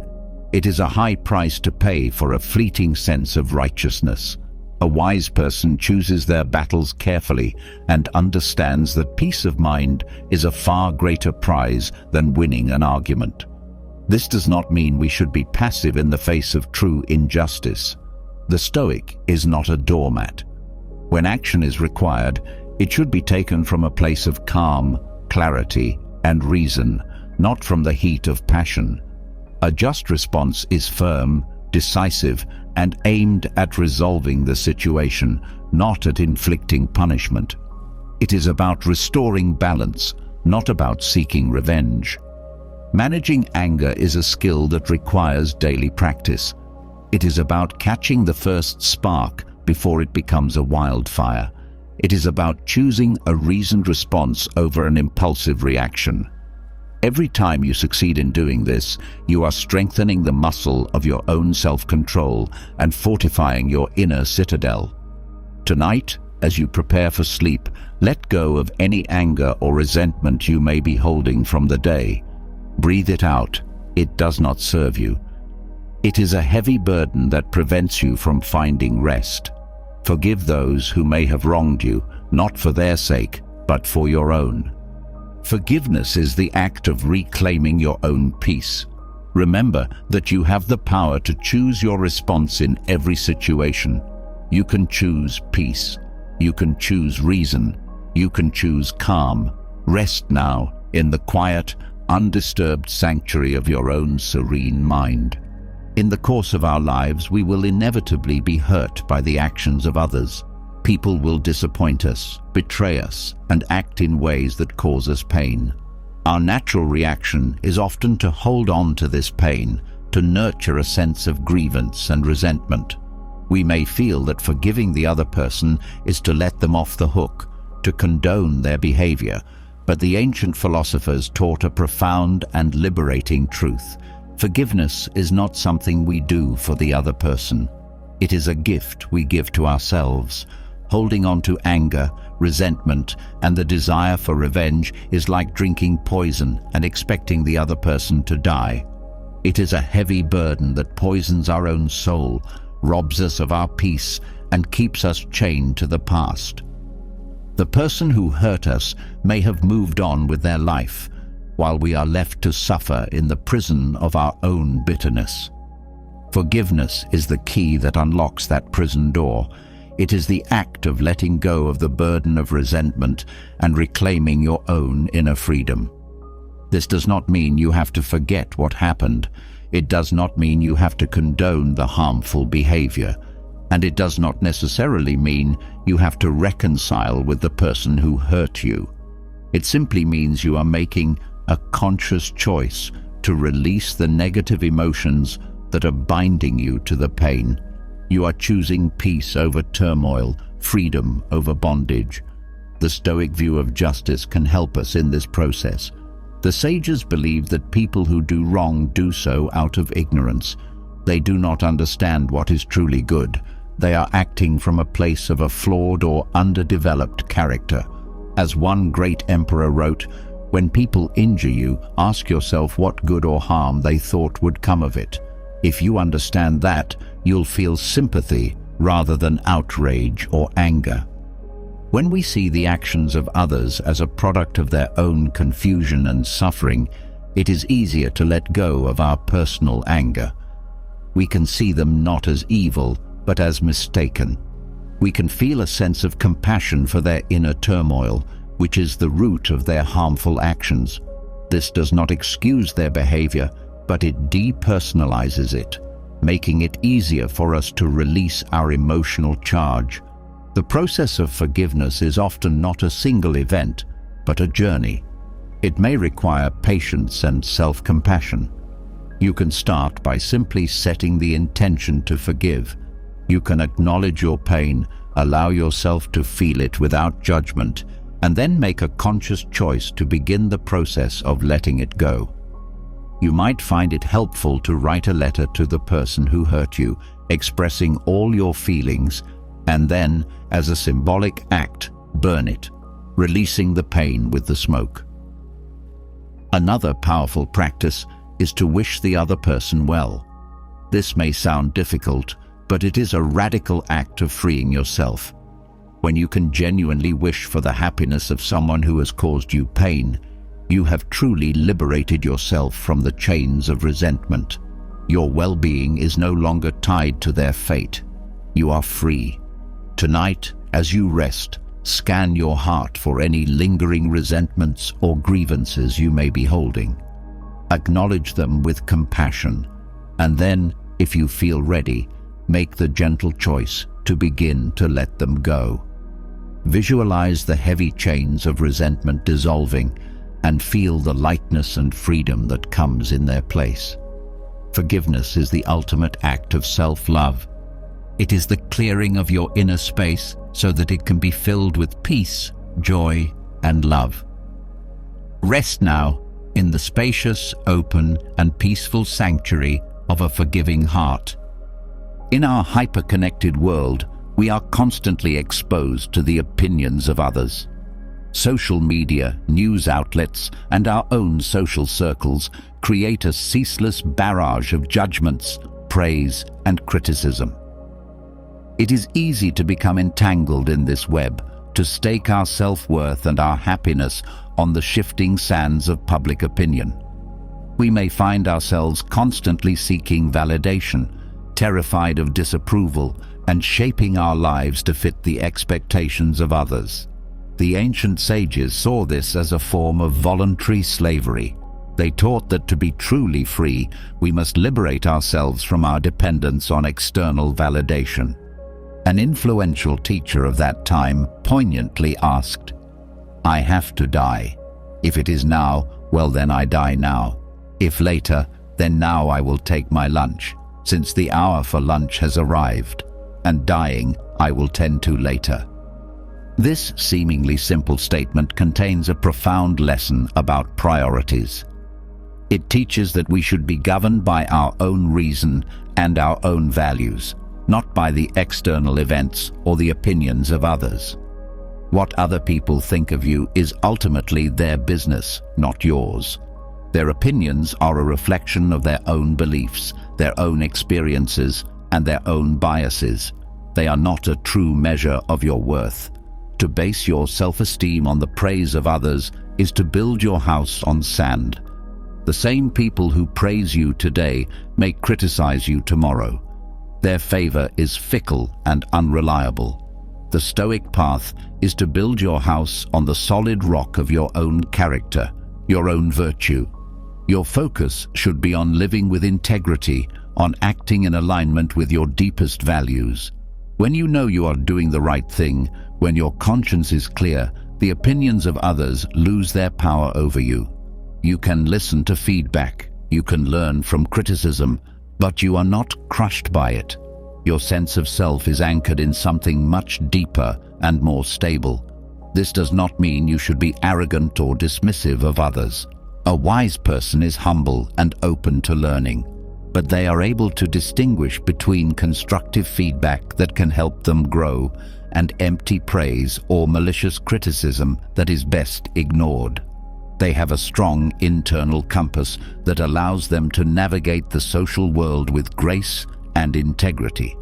They are, as the poet said, able to keep your head when all about you are losing theirs and blaming it on you.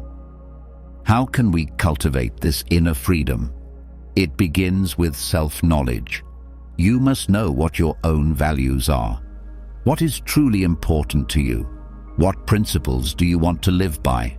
When you are clear on your own internal compass, you are less likely to be swayed by the winds of public opinion. It also requires the practice of self-validation. We must learn to be our own source of approval. We can do this by acknowledging our own efforts, celebrating our own small victories, and treating ourselves with compassion when we fall short. We must become our own best friend and our most trusted ally. When you feel the pull of wanting to be liked or the sting of being disapproved of, you can pause and remind yourself of this ancient wisdom. You can return your focus to what is within your control, your own actions, your own intentions, your own character.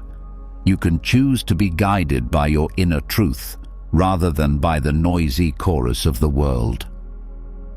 Tonight, as you rest, let go of any worries about what others may think of you. Release the need for approval. Release the fear of judgment. Your worth is not up for a vote. It is inherent and unshakable. You are the sole judge of your own character. Rest in the quiet confidence of your own integrity. In that space of self-acceptance and inner freedom, may you find profound and peaceful sleep. The path to a tranquil and resilient life requires a clear understanding of what is truly necessary for our well-being.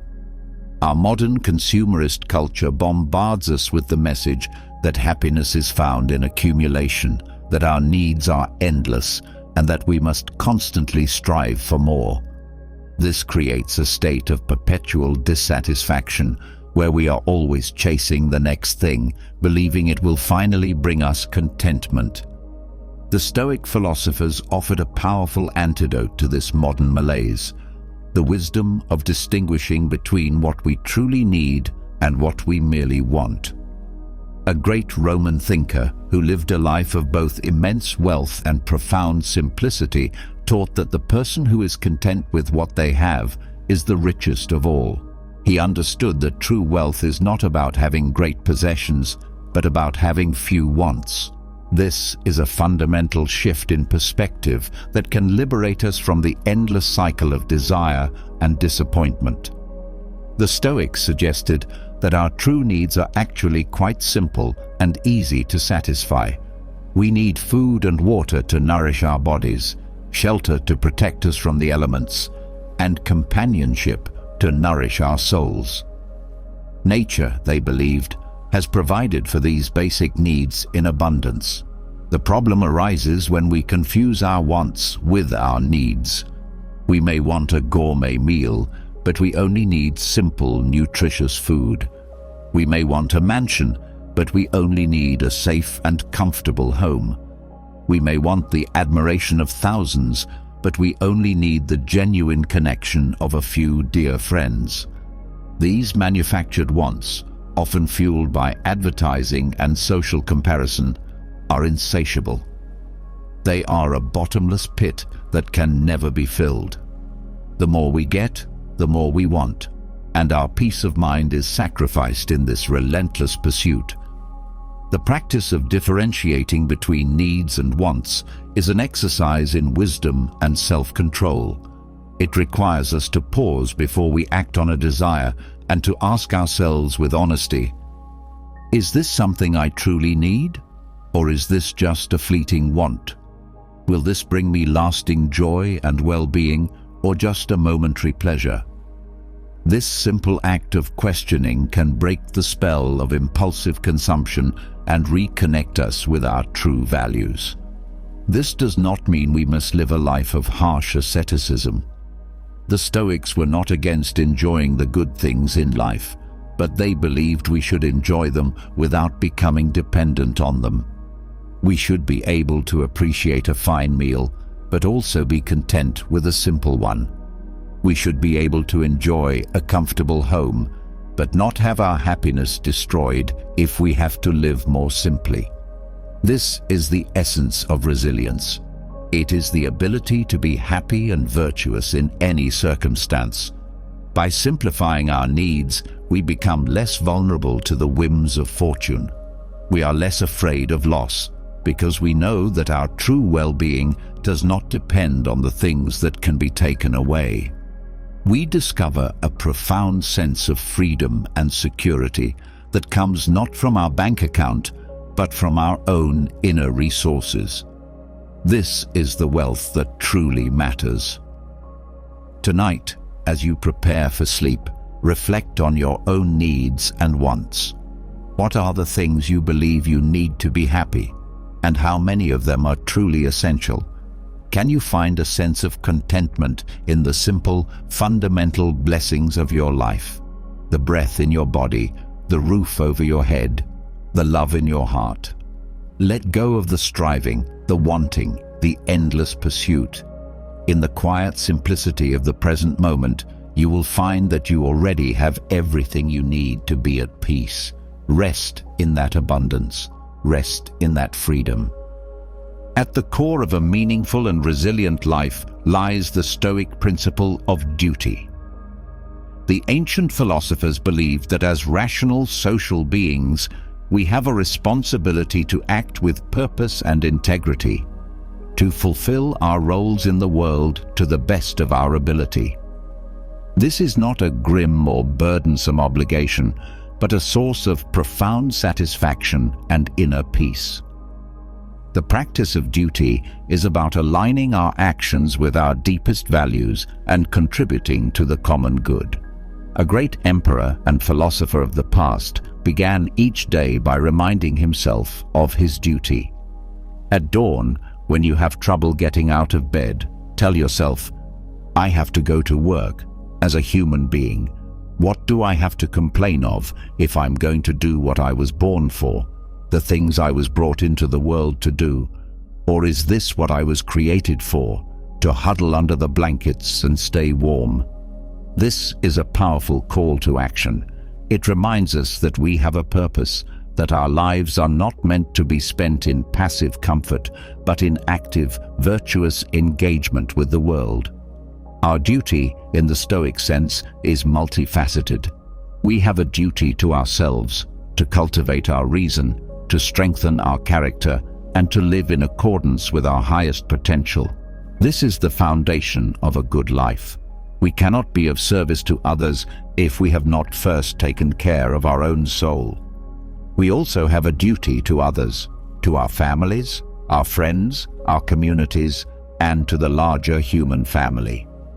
As social creatures, our well-being is intertwined with the well-being of those around us. The Stoic virtue of justice calls us to be fair, kind, and compassionate in all our dealings. Every act of service, no matter how small, is a fulfillment of this duty. It is about playing our part in the great human drama with honor and integrity. The concept of duty gives our lives a sense of direction and meaning. When we know what our duty is, we have a clear compass to guide our decisions.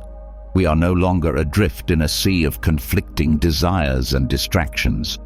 We have a purpose that is larger than our own personal pleasure or comfort. This sense of purpose is a powerful source of resilience. When we are acting from a place of duty, we can endure hardship with greater fortitude. We know that we are doing what is right, what is necessary, and this gives us the strength to persevere. Our actions are no longer just for ourselves. They are part of a larger, more meaningful whole. This does not mean that we must all have grand, heroic roles to play. Our duty is found in the here and now, in the specifics of our own lives. A parent's duty is to care for their child. A teacher's duty is to educate their students. An artist's duty is to create beauty. A friend's duty is to offer support. Whatever your role, you can fulfill it with excellence and virtue. This is the path to a life of deep and lasting fulfillment. The joy that comes from fulfilling our duty is far more profound and enduring than the fleeting pleasure of satisfying a personal whim. It is the quiet, steady satisfaction of a life well lived, of a conscience at peace. Tonight, as you rest, reflect on your own duties. What are the roles you play in life? What are the responsibilities you have to yourself and to others? And how can you fulfill them with greater purpose and integrity tomorrow? Let go of the pursuit of a life of ease and comfort. Instead, embrace the noble challenge of a life of duty. In the dedicated, virtuous performance of your daily actions, you will find a strength, a peace, and a meaning that will sustain you through all of life's seasons. In our pursuit of a virtuous and well-ordered life, the role of routine cannot be overstated. While modern culture often celebrates spontaneity and freedom from structure, the ancient philosophers understood that a well-designed routine is not a prison, but a framework for liberation. It is a conscious structure we create to support our highest values, freeing up our mental and emotional energy to focus on what truly matters. A life without routine can easily become chaotic and reactive. We are pulled in 1,000 different directions by external demands and our own fleeting impulses. Our time and energy are squandered on trivial decisions and distractions. A disciplined routine, on the other hand, is an act of proactive design. It is a declaration of our priorities. It is us telling our time where to go instead of wondering where it went. Think of a master craftsman in their workshop. Their tools are meticulously organized, each in its proper place. Their workflow is a well-practiced rhythm. This order does not stifle their creativity, it enables it. Because they do not have to waste energy searching for a tool or deciding on the next step, they are free to pour all their focus and skill into the act of creation itself. Our lives can be like that workshop. By creating routines for the essential tasks of our day, waking, working, exercising, eating, and resting, we automate a large portion of our decisions. This conserves our precious willpower for the more significant challenges and opportunities that arise. A morning routine, as we have discussed, can set a tone of intention and focus for the entire day. An evening routine can promote reflection and peaceful rest. A work routine can enhance productivity and deep focus. An exercise routine can build physical strength and resilience. A routine for meals can support our health. The key is to design these routines consciously in alignment with our values. They should not be a rigid set of rules that we follow mindlessly, but a flexible structure that we adapt to our needs. The goal is not to become a robot, but to create a supportive rhythm that allows our best self to flourish. The freedom found in routine is paradoxical but profound. By committing to a structure, we are freed from the tyranny of constant decision-making. By embracing discipline, we are freed from the slavery of our own worst impulses. By creating order in our outer world, we cultivate a deep and abiding peace in our inner world. The sages of old understood this. Their days were often structured around periods of study, work, reflection, and service. This was not a life of drudgery, but a life of purpose and clarity. Their routine was the trellis upon which the vine of their virtue could grow strong and bear fruit. So, how can you begin to build a more virtuous structure in your own life? Start small. Choose one area of your life where you would like to have more consistency. Perhaps it is your morning. What is one small habit you could add to your morning routine that would align with your values? Perhaps a few minutes of meditation, a short reading from a wise text, or simply a moment of quiet gratitude before the day begins. Do not try to overhaul your entire life overnight. That is a recipe for failure. Instead, build your routine brick by brick, habit by habit. Be patient and compassionate with yourself. The goal is progress, not perfection. Tonight, as you prepare for rest, consider the rhythm of your life. Where is there harmony? Where is there chaos? What is one small change you could make tomorrow to bring a little more order, a little more intention into your day? Let the idea of a supportive routine be a comfort to you. It is a structure you can build for yourself, a framework that will hold you steady as you navigate the unpredictable currents of life. In the quiet, disciplined rhythm of a well-ordered life, you will find a profound and lasting freedom. The analogy of an athlete is a powerful one in Stoic philosophy. The sages often compared the training of the mind to the training of the body. Just as an athlete subjects their body to rigorous, consistent training to build strength, speed, and endurance, the student of philosophy must subject their mind to daily practice to cultivate wisdom, courage, and resilience. This is not a passive pursuit of knowledge, but an active, lifelong commitment to mental and spiritual fitness. An athlete does not become strong by simply reading about exercise. They must go to the gym, lift the weights, run the miles. Similarly, a Stoic does not become virtuous by simply reading philosophy. They must apply the principles in the gymnasium of daily life. Every interaction, every challenge, every decision is an opportunity to train. Every time we face a difficult situation with calm, every time we choose a reasoned response over an impulsive reaction, every time we act with kindness and integrity, we are doing a rep for our soul. The training is often uncomfortable. An athlete pushes their muscles to the point of fatigue, knowing that this is how they grow stronger. Likewise, the Stoic willingly faces discomfort.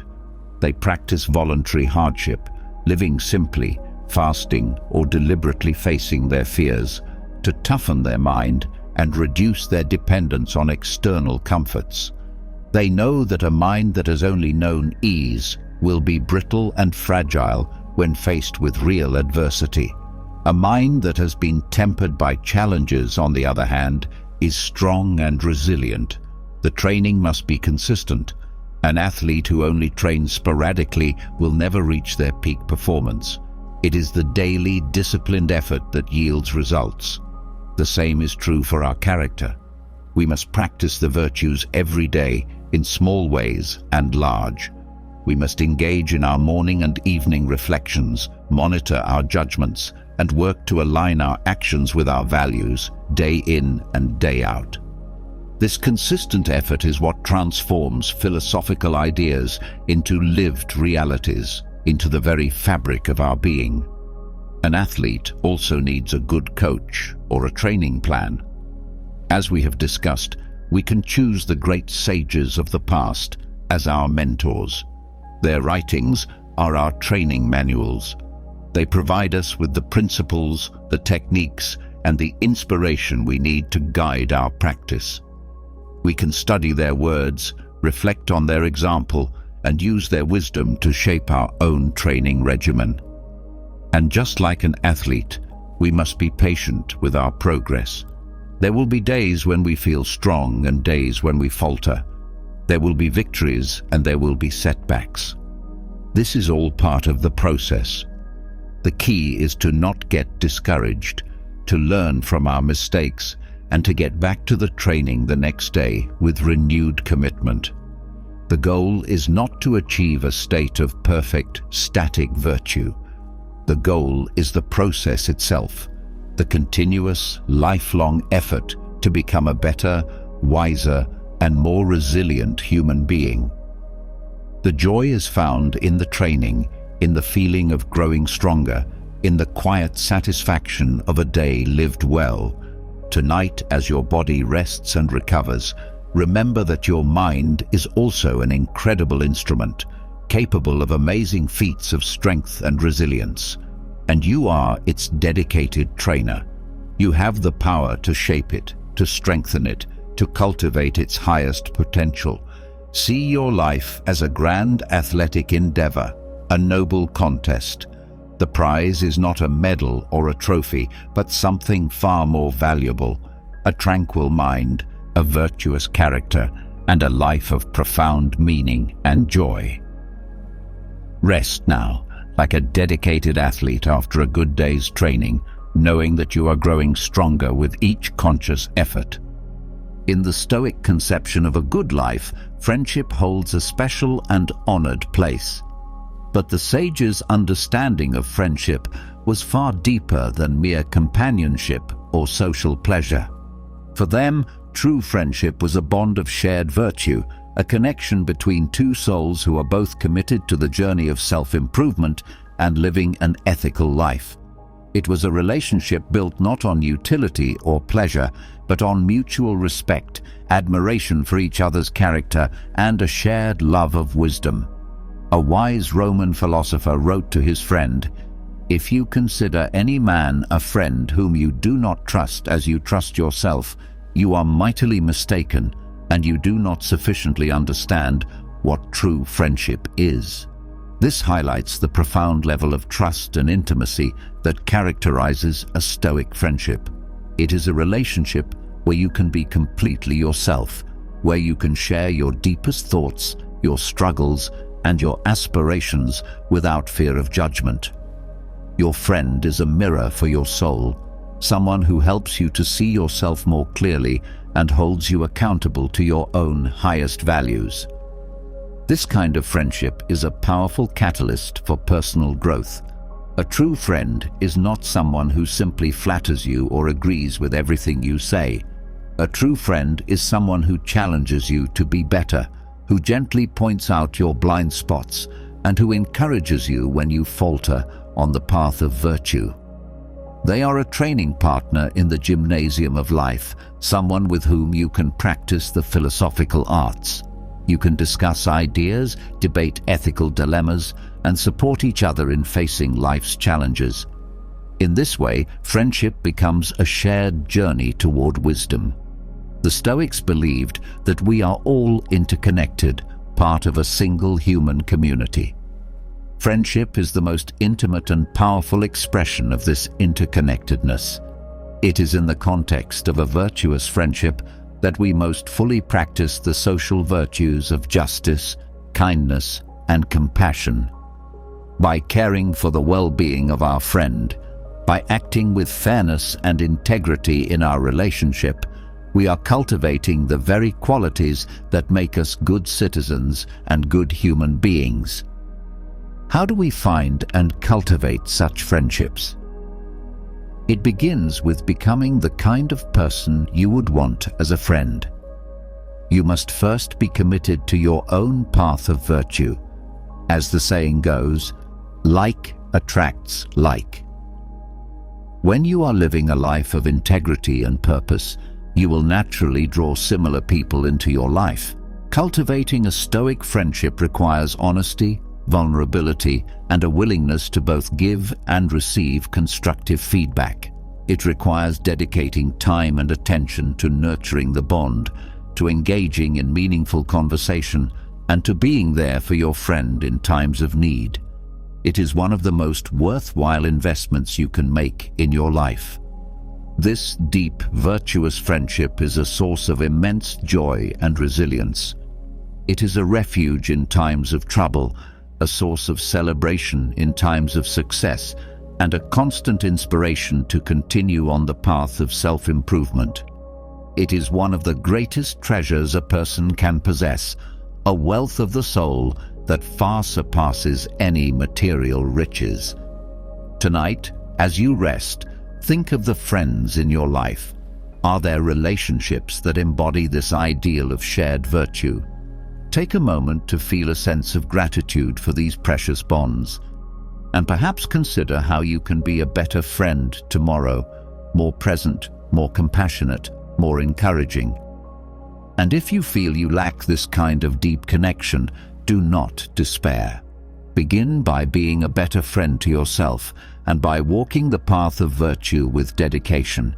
In time, you will find fellow travelers to share the journey.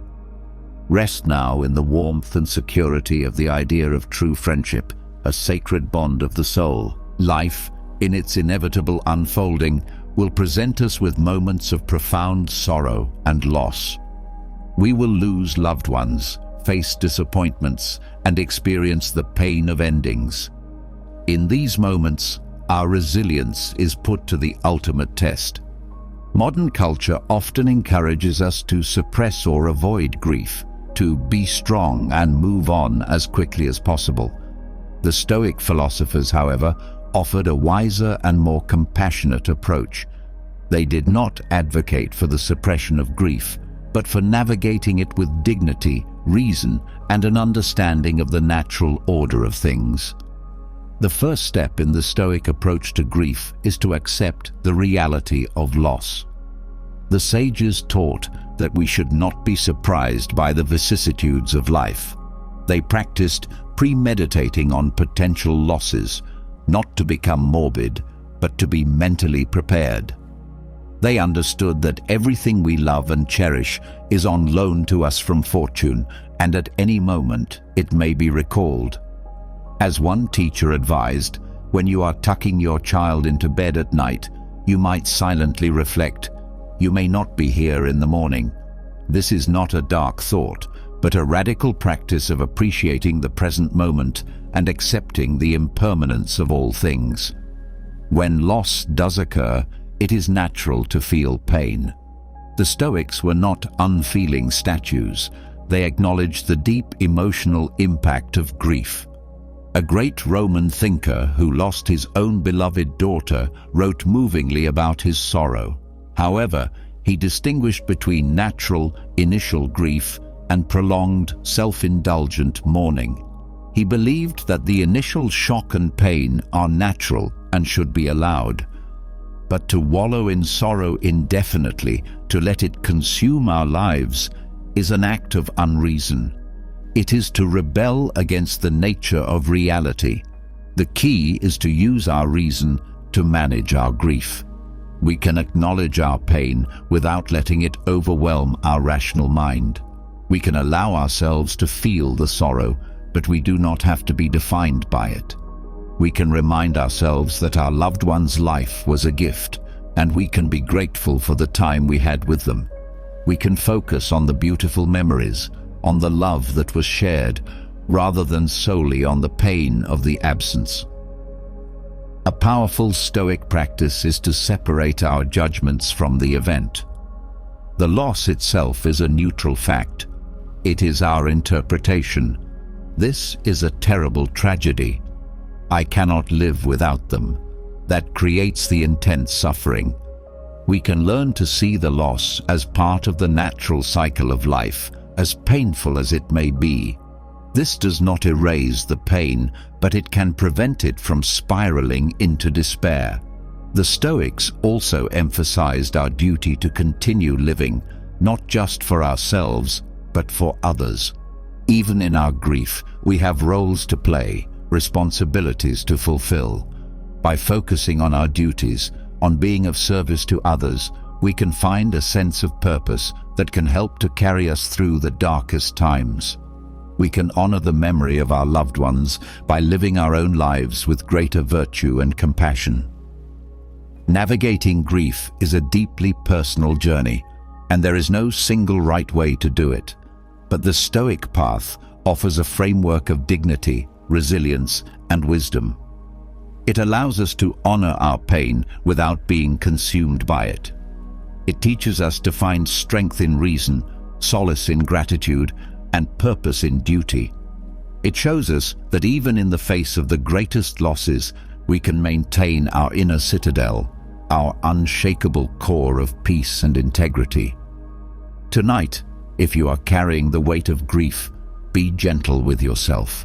Allow your feelings to be there without judgment, and then you might gently introduce a thought of gratitude for what was, a thought of acceptance for what is, and a thought of courage for what will be.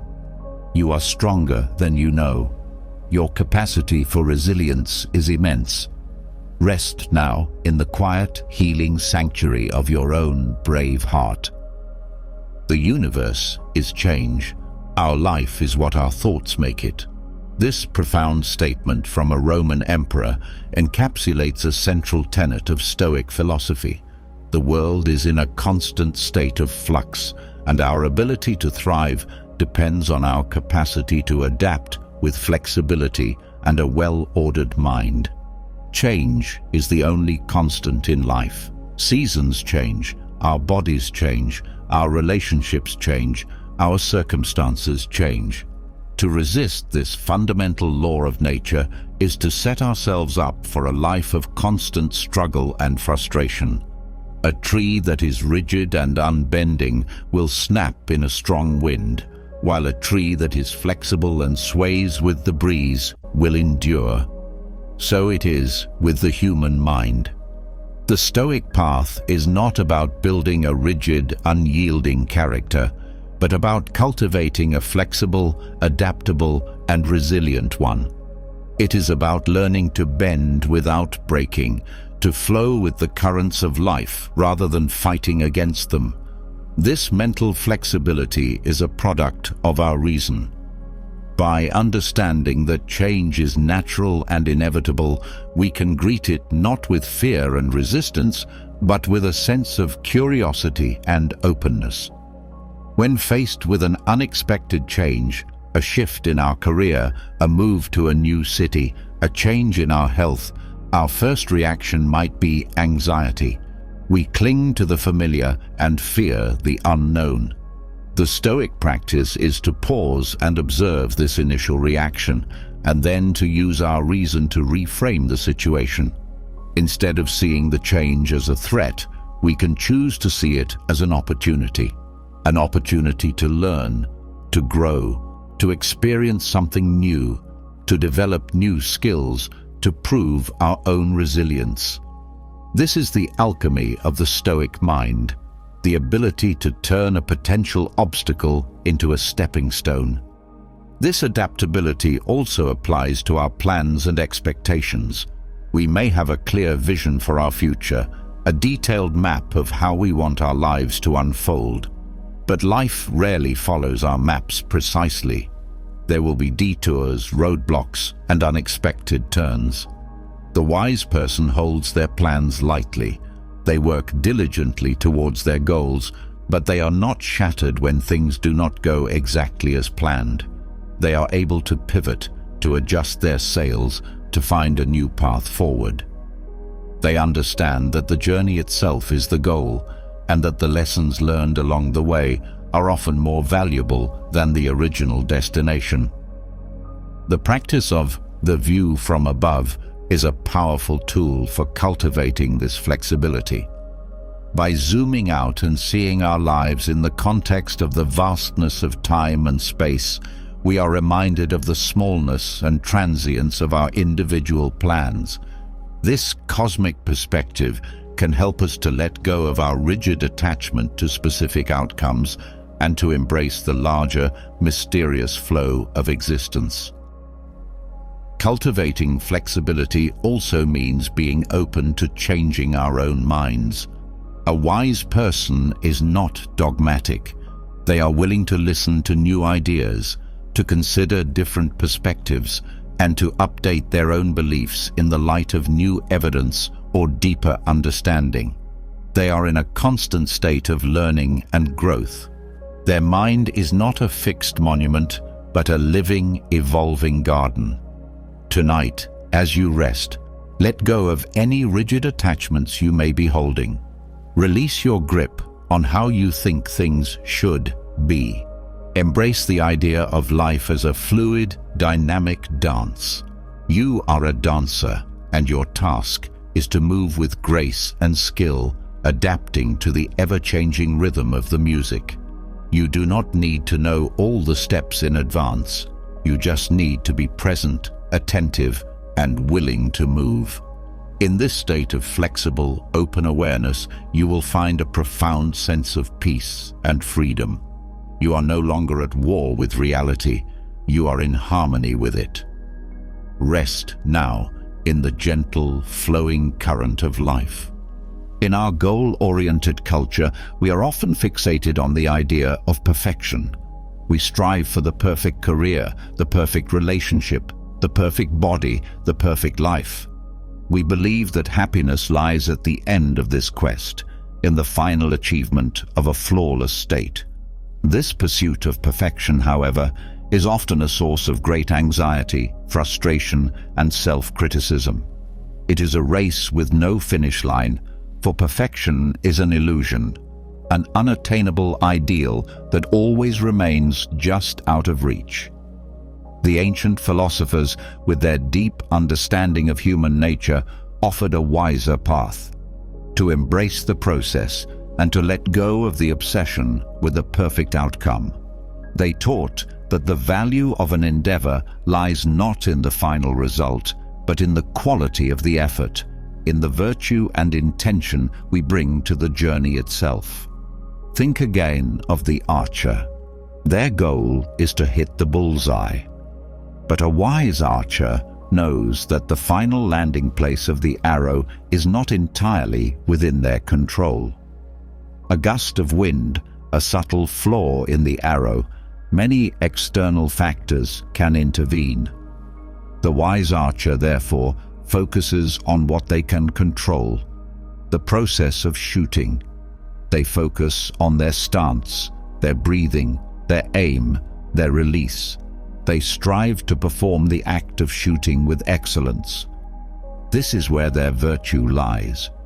If they do this, they can be content, regardless of where the arrow lands. They have done their part well. This is a powerful metaphor for how we should approach our lives. We should have goals and aspirations. We should strive for excellence. But we must learn to detach from the outcomes and to find our satisfaction in the process. When you are working on a project, focus on doing the work with diligence, creativity, and integrity. When you are in a relationship, focus on being a loving, present, and compassionate partner. When you are pursuing a personal goal, focus on the daily habits, the consistent effort, the joy of learning and growing. When you embrace the process, you free yourself from the tyranny of the result. Your happiness is no longer postponed to a future moment of success. It is found here and now in the act of engaged, virtuous living. You are no longer devastated by failure because you know that you have given your best effort, and you are not overly inflated by success because you know that it is not the sole measure of your worth. This mindset cultivates a deep sense of resilience. You are able to persevere through setbacks because your motivation is not dependent on constant validation. You are able to enjoy the journey with all its ups and downs because you are not solely focused on the destination. You are more willing to take risks and to try new things because you are not paralyzed by the fear of not being perfect. To embrace the process is also to embrace our own imperfection. We will make mistakes. We will fall short. This is part of the human journey. A wise person does not berate themselves for their mistakes. They see them as valuable feedback, as opportunities to learn and to refine their approach. They are patient and compassionate with themselves, knowing that growth is a gradual, ongoing process. Tonight, as you prepare to rest, let go of the need to be perfect. Release any self-criticism or disappointment you may be holding about not having reached a certain goal.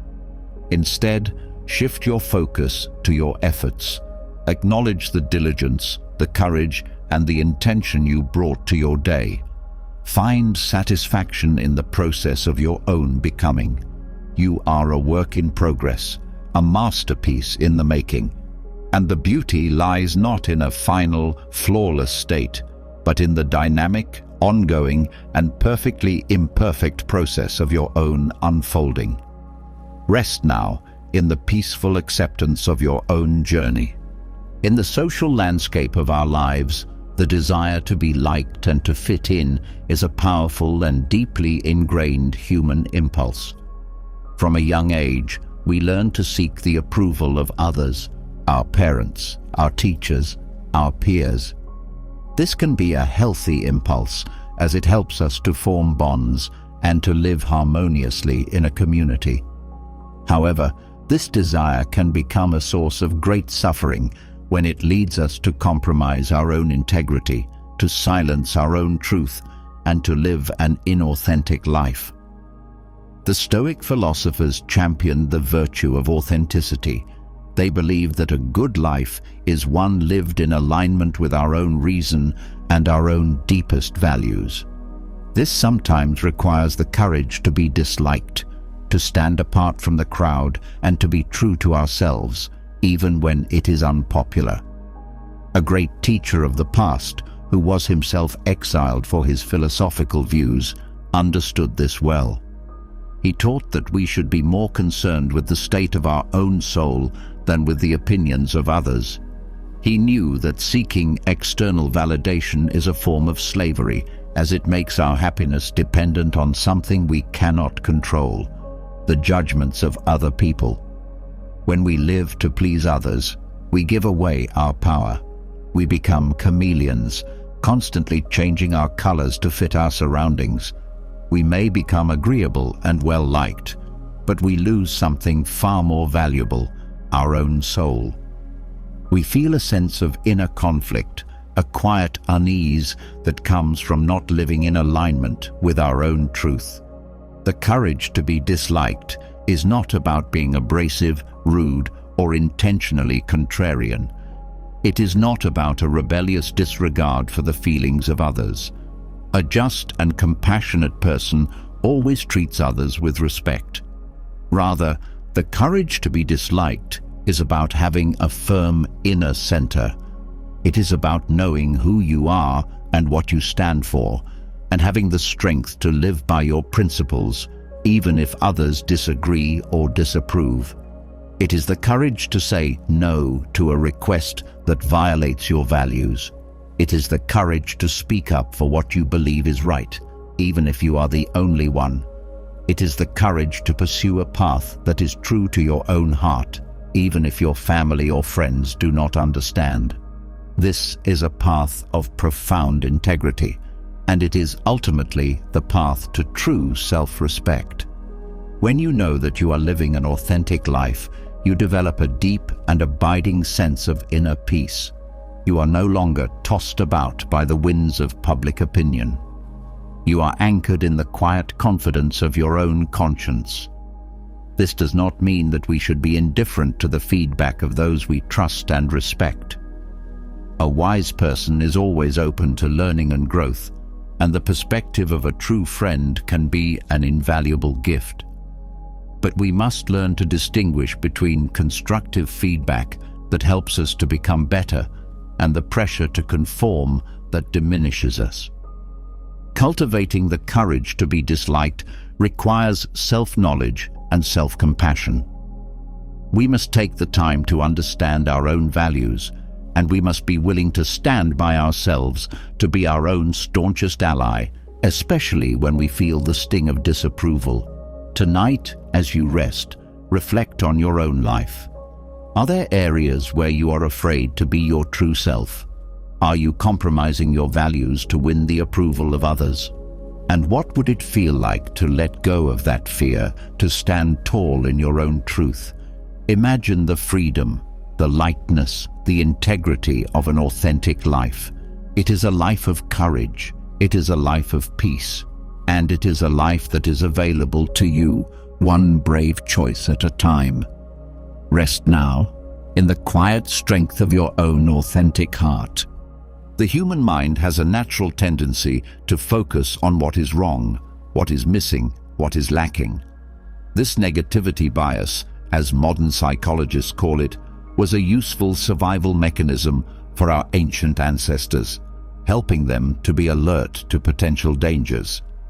In our modern world, however, this same tendency can become a source of chronic anxiety, dissatisfaction, and unhappiness. we can become so focused on our problems and our perceived shortcomings that we fail to see the immense good that already exists in our lives. The ancient philosophers offered a powerful and elegant solution to this predicament: the practice of gratitude. They understood that gratitude is more than just a fleeting feeling or a polite response. It is a fundamental virtue, a way of seeing the world, and a direct path to a joyful and resilient life. One of the great sages taught that a wise person does not grieve for the things which they have not, but rejoices for those which they have. This is a conscious and deliberate shift in perspective. It is the art of turning our attention away from the illusion of scarcity and toward the reality of abundance. When we practice gratitude, we are not denying the existence of problems or challenges in our lives. We are simply choosing not to give them our exclusive focus. We are making a conscious choice to also see the good. And the more we look for the good, the more we find it. Gratitude is a muscle that grows stronger with practice. The practice of gratitude is a powerful antidote to many of the negative emotions that steal our peace. It is difficult to feel envious when you are grateful for what you have. It is hard to feel resentful when you are thankful for the lessons in your challenges. It is challenging to feel anxious about the future when you are fully appreciating the gift of the present moment. Gratitude also fosters a deep sense of humility and interconnectedness. It helps us to see that we are not self-sufficient islands. Our lives are supported by a vast network of other people, by the bounty of nature, and by a web of circumstances far beyond our own making. This recognition dissolves the arrogance of the ego and connects us to a sense of a larger whole.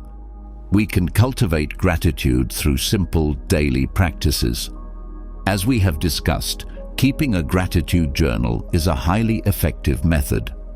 Taking a few minutes each day to write down specific things you are thankful for can literally rewire your brain for happiness. You can also practice gratitude in your interactions with others. A sincere expression of thanks can brighten someone's day and strengthen your relationships. You can practice gratitude for your own body, for its incredible ability to heal, to move, to experience the world. You can be grateful for your mind, for its capacity to learn, to reason, to create. You can even practice gratitude for your challenges. This is a more advanced practice, but it is deeply transformative. When you can look at a difficulty and genuinely say, "Thank you for this lesson. Thank you for making me stronger," you have reached a profound level of wisdom and resilience. You have learned to turn any obstacle into an opportunity. Tonight, as you lie down to rest, let your mind be filled with thoughts of gratitude. Let go of the worries and complaints of the day. Instead, allow yourself to bathe in the warm, healing light of thankfulness. Be grateful for the simple, profound miracle of your own existence. The breath flowing in and out of your body, the gentle support of the bed beneath you, the quiet sanctuary of this present moment. Gratitude is a doorway to joy. It is a path to peace. It is the foundation of a resilient and beautiful life. Rest now in the deep, serene contentment of a grateful heart.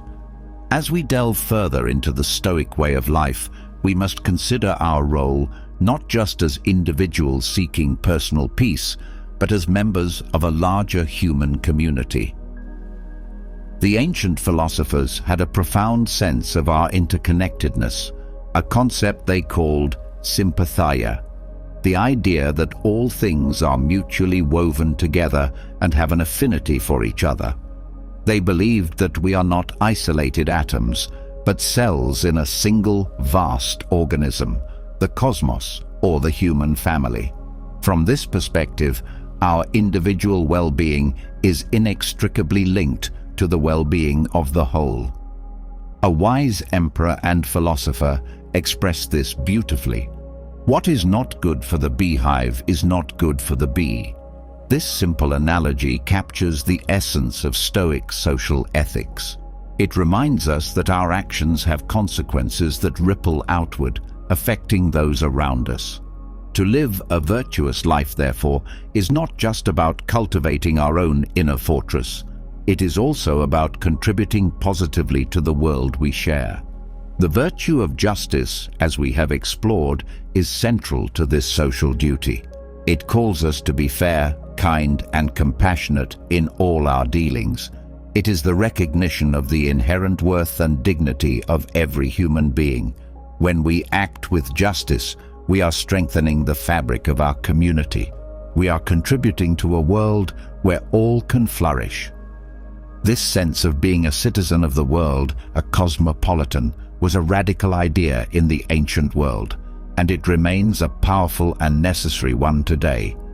It invites us to look beyond the narrow confines of our own tribe, our own nation, our own self-interest, and to see ourselves as members of a single global family.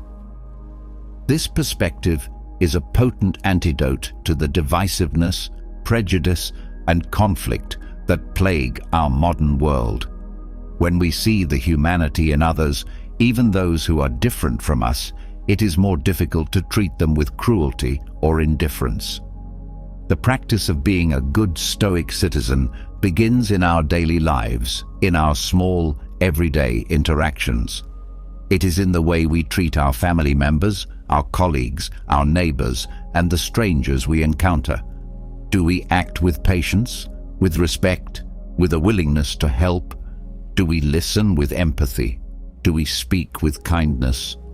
Every small act of virtue is a contribution to the health of the whole.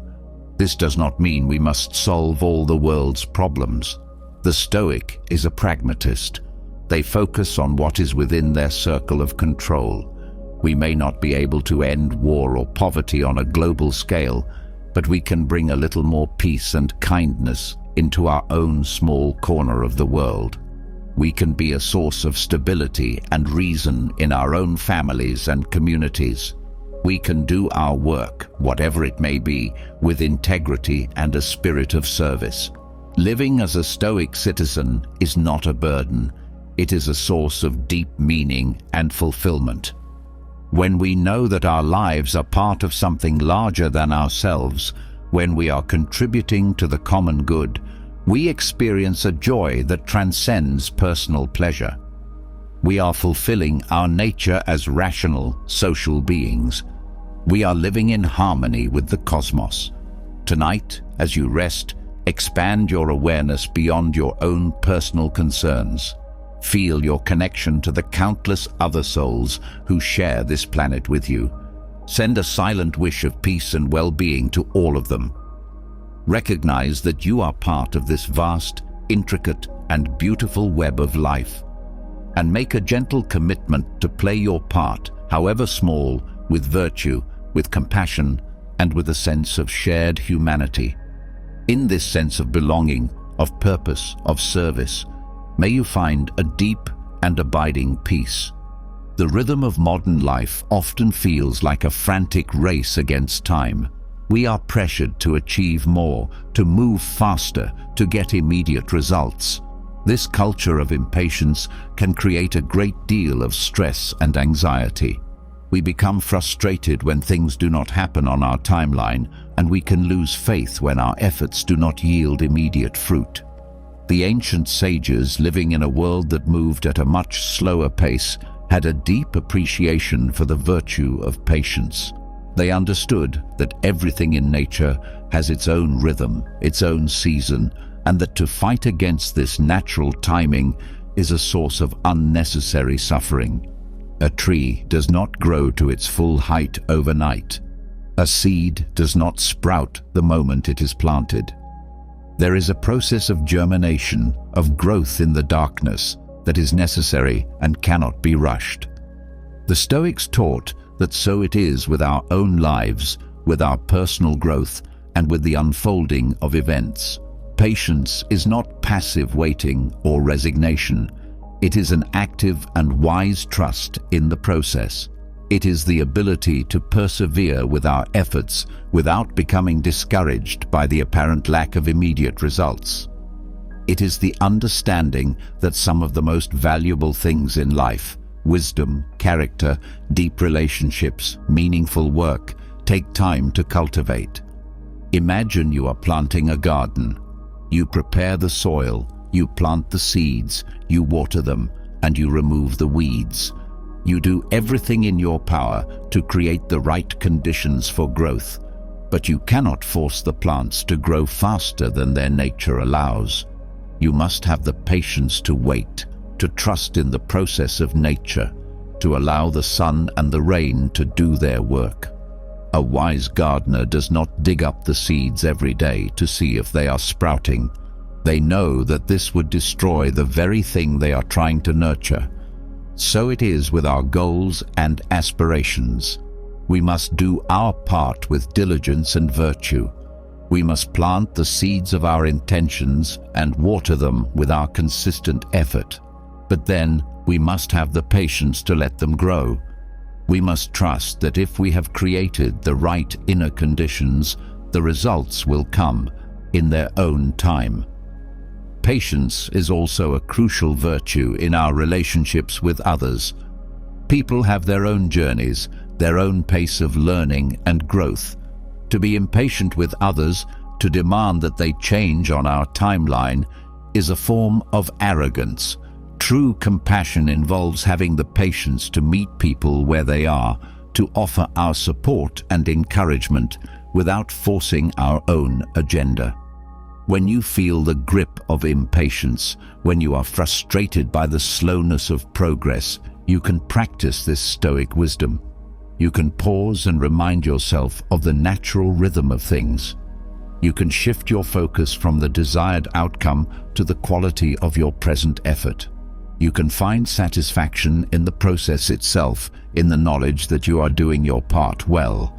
You can practice trust in yourself, trust in the process, trust in the larger order of life. This trust is not a blind faith, but a reasoned confidence that comes from understanding the nature of reality. Tonight, as you drift off to sleep, let go of any sense of urgency or frustration you may be holding. Release the need for everything to happen now. Embrace the virtue of patience. Trust that the seeds you have planted in your life are germinating, even if you cannot yet see the sprouts. Your journey is unfolding in its own perfect time. There is no need to rush. There is no need to worry. Simply be present with the process and have faith in your own becoming. In the quiet, steady rhythm of patience, may you find profound and peaceful rest. In the theater of our minds, emotions are the principal actors. They take center stage, delivering dramatic monologues of joy, anger, sadness, and fear. It is easy to become completely absorbed in their performance, to identify so strongly with them that we forget that we are not the actors, but the silent, aware audience. We are the space in which the play of emotions unfolds. The ancient philosophers understood this distinction clearly. They taught that while emotions are a natural and unavoidable part of the human experience, we do not have to be their slaves. The path to inner peace lies in learning to observe our emotions without being consumed by them, in acknowledging their presence without letting them dictate our actions. When you feel a strong emotion, such as anger, rising within you, think of it as a storm cloud gathering in the vast sky of your mind. You are the sky, not the cloud. The cloud is a temporary weather pattern passing through. It may be dark and turbulent, but it cannot harm the sky itself. The sky remains spacious, open, and fundamentally peaceful. The common mistake is to identify with the cloud. We say, "I am angry," as if our entire being has been reduced to this single fleeting emotion. A more stoic and wiser perspective would be to say, I am aware of a feeling of anger arising within me. This subtle shift in language creates a profound shift in consciousness. It creates a space of observation. From this space, you can look at the emotion with a sense of curiosity.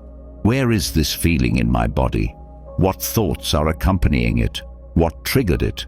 By observing the emotion in this detached way, you rob it of its power to control you.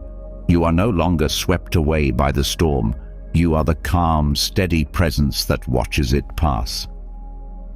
This practice is not about suppressing or denying your emotions. Suppressed emotions do not disappear. They simply go underground, where they can fester and cause greater harm later. The Stoic approach is one of acknowledgement and acceptance. You allow the emotion to be there. You give it space to exist, but you do not have to act on it. You can feel a surge of anger and choose to respond with calm.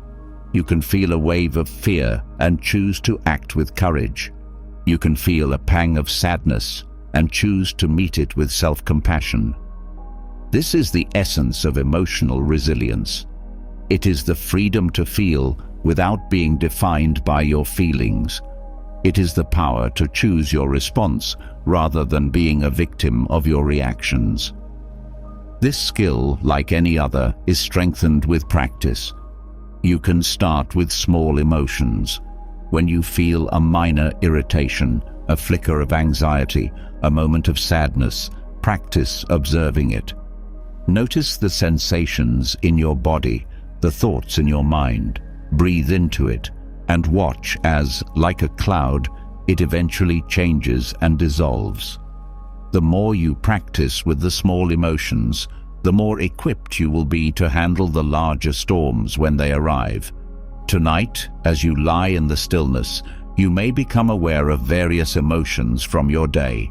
Do not fight them. Do not analyze them. Simply let them be. Welcome them as temporary visitors in the vast, peaceful house of your being. You are the host, calm and gracious. They are the guests who will come and go.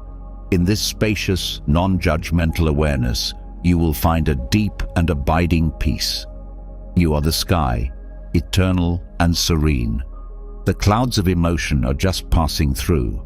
Rest in the vast, quiet expanse of your own true nature. As we draw this journey through the heart of Stoic wisdom to a close, let us synthesize the lessons we have explored into a coherent vision of what the ancient philosophers called the good life. This is not a life of an endless pleasure, material riches, or public acclaim. The good life, in the Stoic sense, is a life of virtue, of inner peace, and of profound fulfillment. It is a life of character, strength, and harmony, available to every one of us, regardless of our external circumstances. The foundation of the good life is the understanding of what is within our control and what is not. It is the wisdom to focus our energy on our own thoughts, judgments, and actions, and to accept with equanimity the things we cannot change. This single principle is the key that unlocks the door to inner freedom. Upon this foundation, we build the structure of our character with the 4 cardinal virtues. We navigate our lives with the compass of wisdom, making clear and rational choices.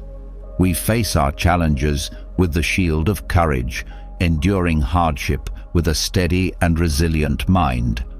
We interact with others with the grace of justice, treating every person with fairness, kindness, and respect. And we master our inner world with the discipline of temperance, freeing ourselves from the tyranny of our own impulsive desires.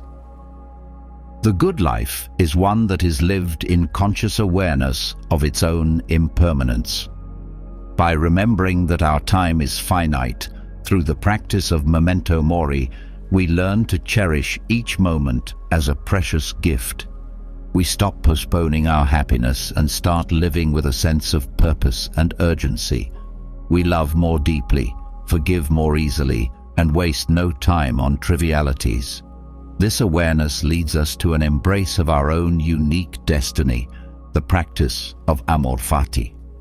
We learn to love every part of our journey, the smooth paths and the rocky ones, seeing every experience as a necessary and valuable part of our own becoming.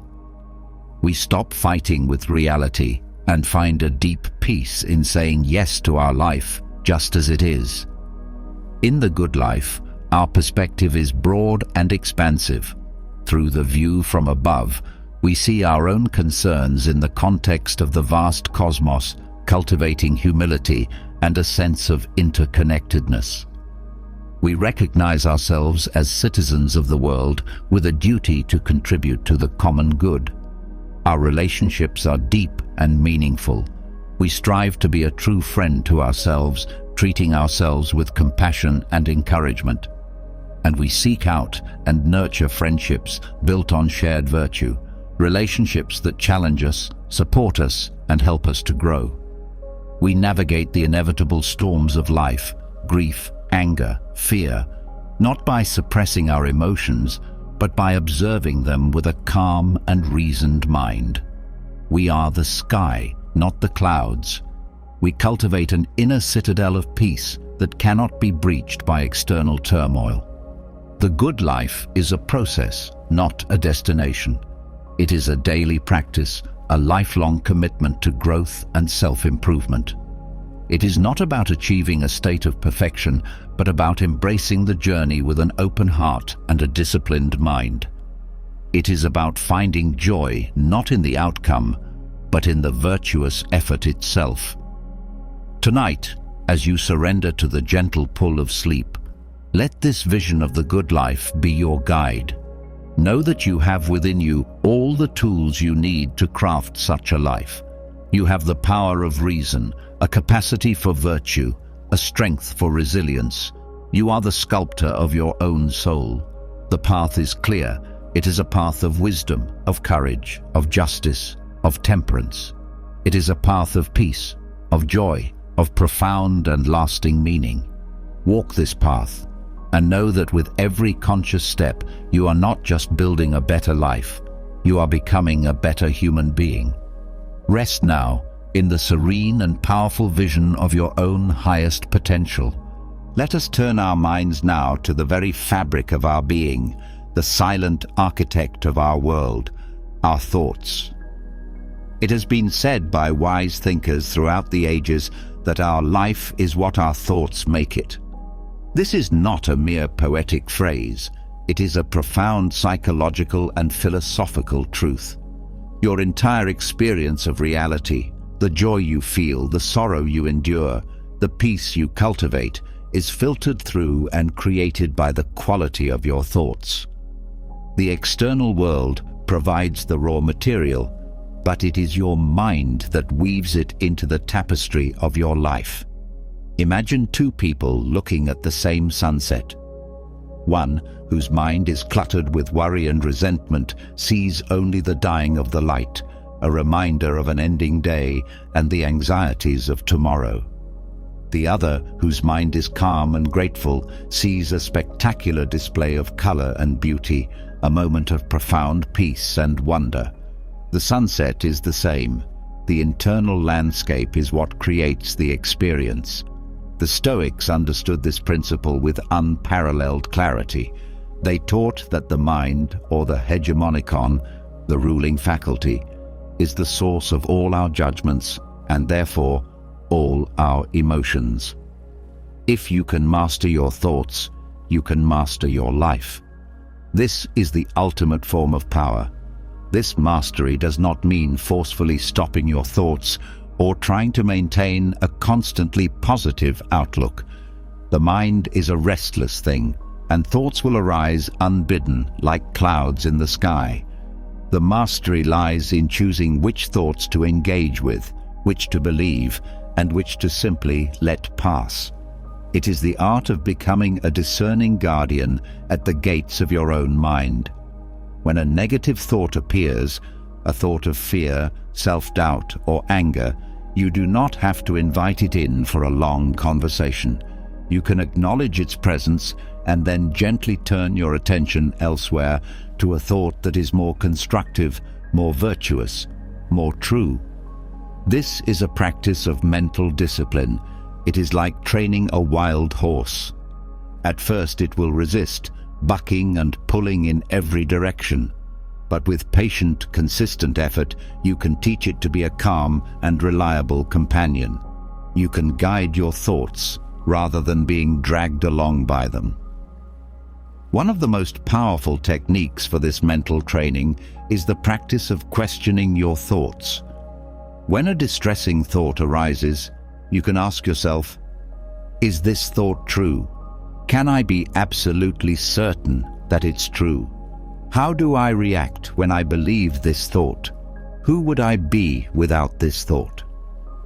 This process of inquiry, made famous by modern spiritual teachers, has deep roots in ancient philosophy. It is an application of reason to our inner world, a way of untangling the knots of our own making. Another key practice is to consciously choose what you feed your mind.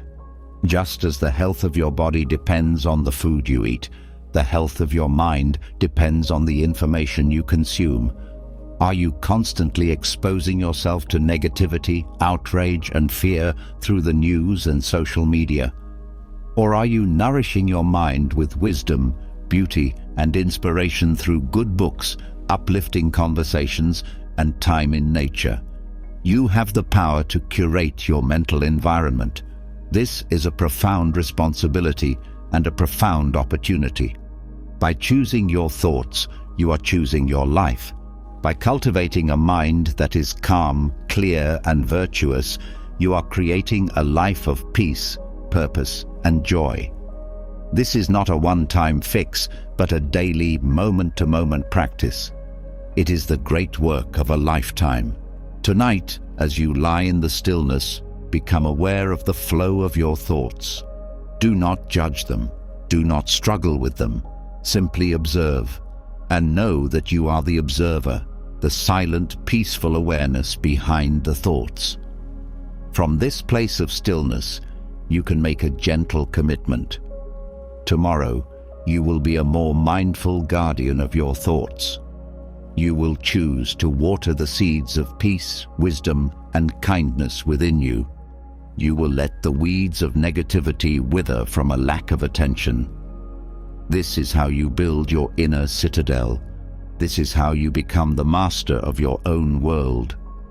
Rest now in the quiet, sovereign peace of your own mind.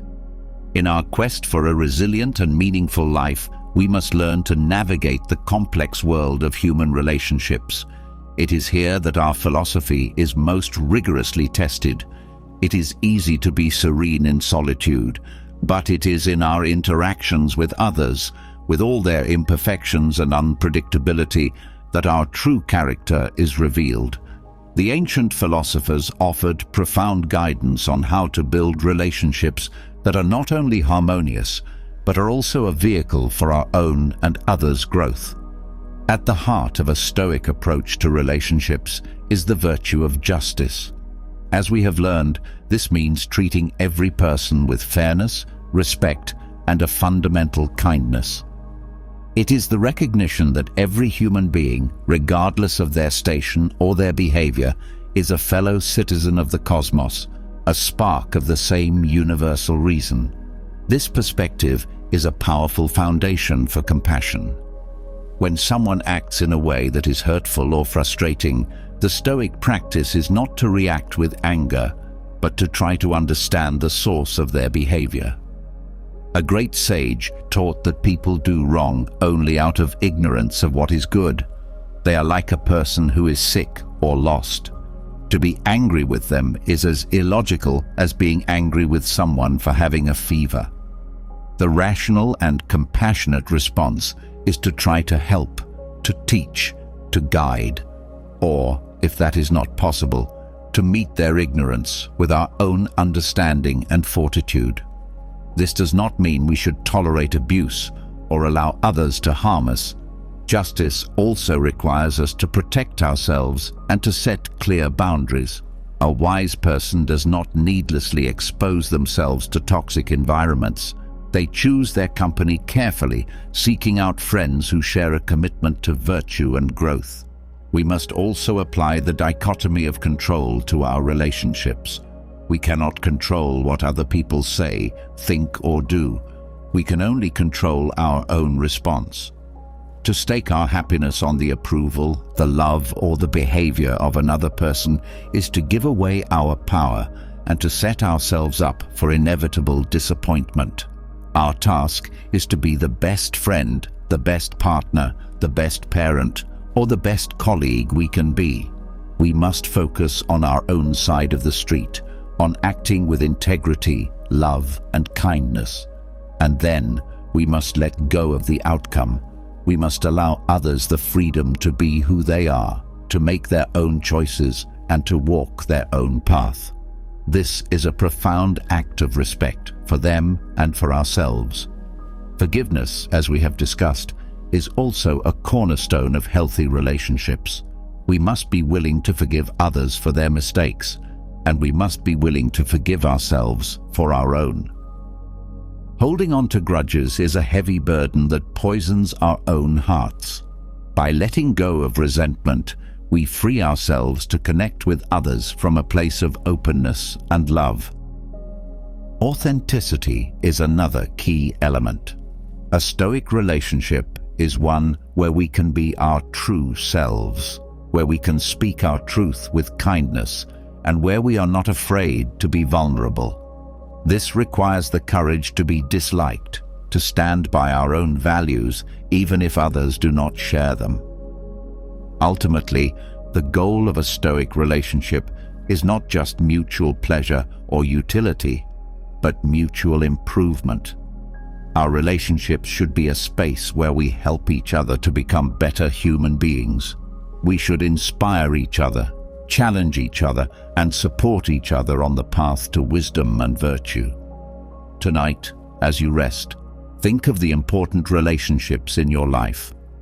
How can you bring more justice, more compassion, more authenticity to them tomorrow?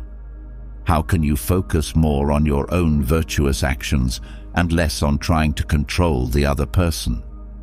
Let go of any resentments you may be holding. Fill your heart with a sense of gratitude for the people who share your journey. And remember that every interaction is an opportunity to practice the art of living well, to strengthen your character, and to contribute to a more harmonious world. Let us now turn to the Stoic art of preparation, a practice that allows us to face the future not with anxiety, but with a calm and resilient confidence. The ancient philosophers were not passive fatalists. They were proactive strategists of the soul. They understood that while we cannot control the future, we can prepare our minds to meet whatever it may bring. One of the most powerful of these preparatory exercises is the practice of premeditatio malorum, the premeditation of evils or adversities. This may sound like a pessimistic or negative practice, but it is, in fact, a deeply empowering one. It is not about wallowing in worry, but about a calm, rational rehearsal for potential challenges. The practice is simple. Each morning, or at any time of quiet reflection, you take a few moments to visualize the things that could go wrong in your day or in your life. You might imagine facing a difficult conversation, encountering a frustrating obstacle, receiving criticism, or even experiencing a more significant loss, such as an illness or a financial setback. You do not dwell on these images to create fear. The goal is the opposite. As you visualize these potential adversities, you also visualize yourself responding to them with the Stoic virtues. You imagine yourself facing the difficult conversation with courage and justice. You see yourself navigating the obstacle with wisdom and patience. You hear yourself receiving the criticism with equanimity, extracting any useful lesson and discarding the rest. You envision yourself enduring the loss with fortitude and grace.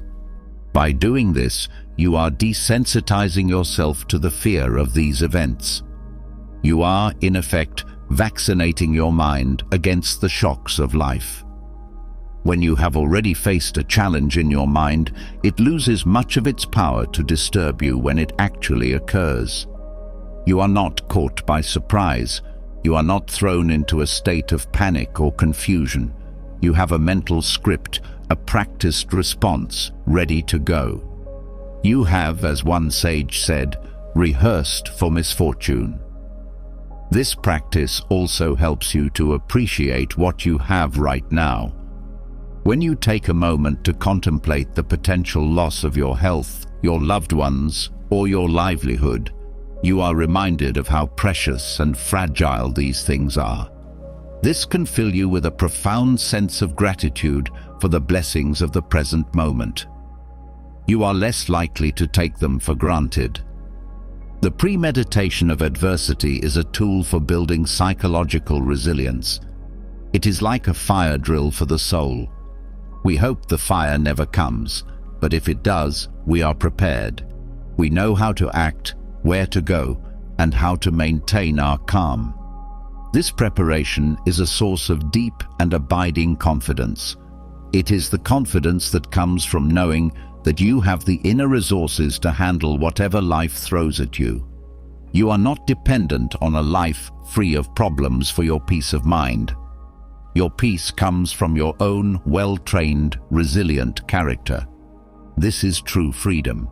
Tonight, as you prepare for rest, you might gently practice a form of this premeditation.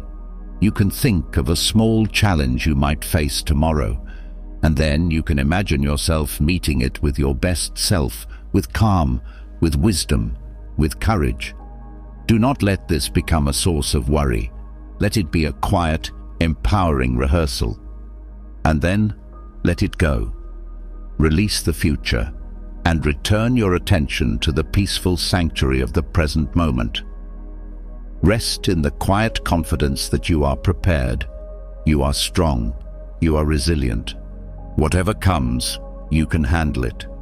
The Stoic philosophy is not a path of withdrawal from the world, but one of active, engaged, and purposeful living.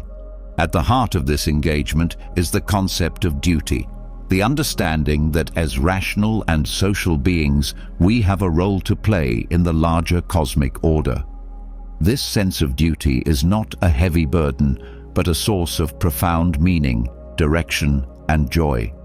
It is the answer to the fundamental human question, why am I here?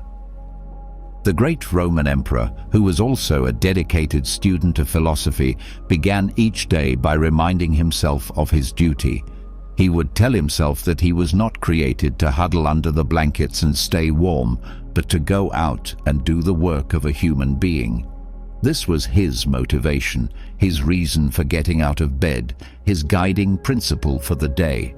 Our duty, in the Stoic sense, is not some grand, externally imposed mission. It is found in the here and now, in the specific circumstances of our lives, in the roles that fate has assigned to us. We have a duty to ourselves, first and foremost. This is the duty to cultivate our own character, to develop our reason, to strive for virtue. This is the foundation upon which all other duties are built. We cannot be a good parent, a good citizen, or a good friend if we are not first working on becoming a good human being. We also have a duty to others. As members of the human family, we are bound by ties of mutual care and responsibility. We have a duty to be kind, to be fair, to be helpful. This duty is expressed in our specific roles. A parent has a duty to their child. A doctor has a duty to their patient. A leader has a duty to their people. A friend has a duty to their friend. Whatever our station in life, we can find our duty there. The beauty of this concept is that it gives meaning to even the most mundane tasks. When you are washing the dishes, you can see it as part of your duty to create a clean and harmonious home for your family.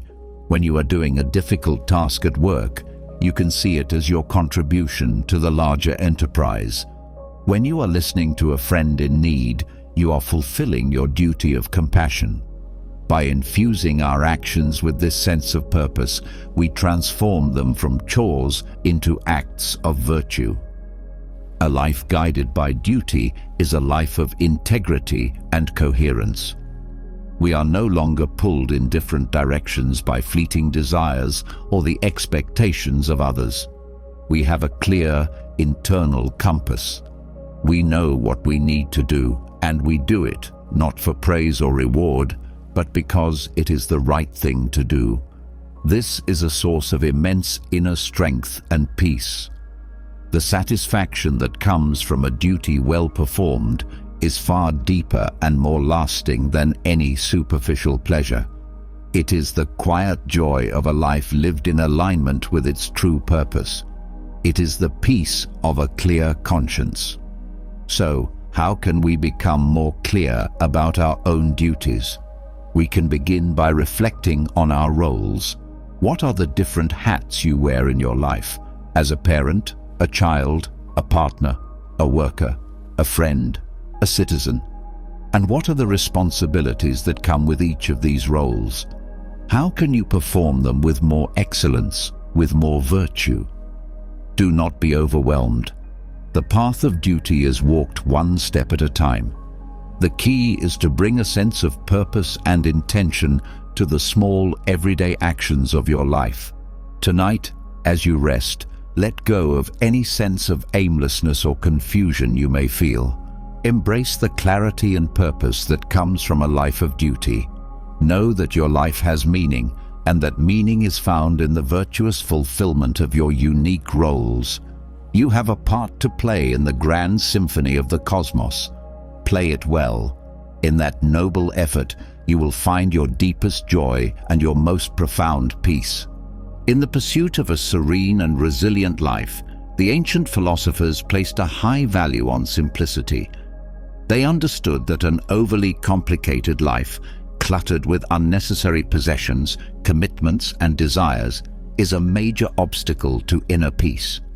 By consciously choosing to simplify our lives, we can free up our energy, clarify our minds, and reconnect with what is truly essential. Our modern world often pushes us in the opposite direction. It celebrates complexity, accumulation, and busyness. We are encouraged to want more, to do more, to be more. This can lead to a state of chronic overwhelm, where we feel scattered, stressed, and disconnected from our own souls. The Stoic practice of simplicity is a powerful antidote to this modern affliction. It is the art of consciously cutting away the non-essential in all areas of our lives. Let us first consider our physical environment. A cluttered home can contribute to a cluttered mind. By decluttering our living spaces, by letting go of possessions we no longer need or use, we can create an outer environment that reflects the inner clarity and peace we seek. This is not about a rigid minimalism, but about a mindful curation of our surroundings. Every object in our home should be either useful or beautiful. Everything else is just a distraction. We can also simplify our schedules.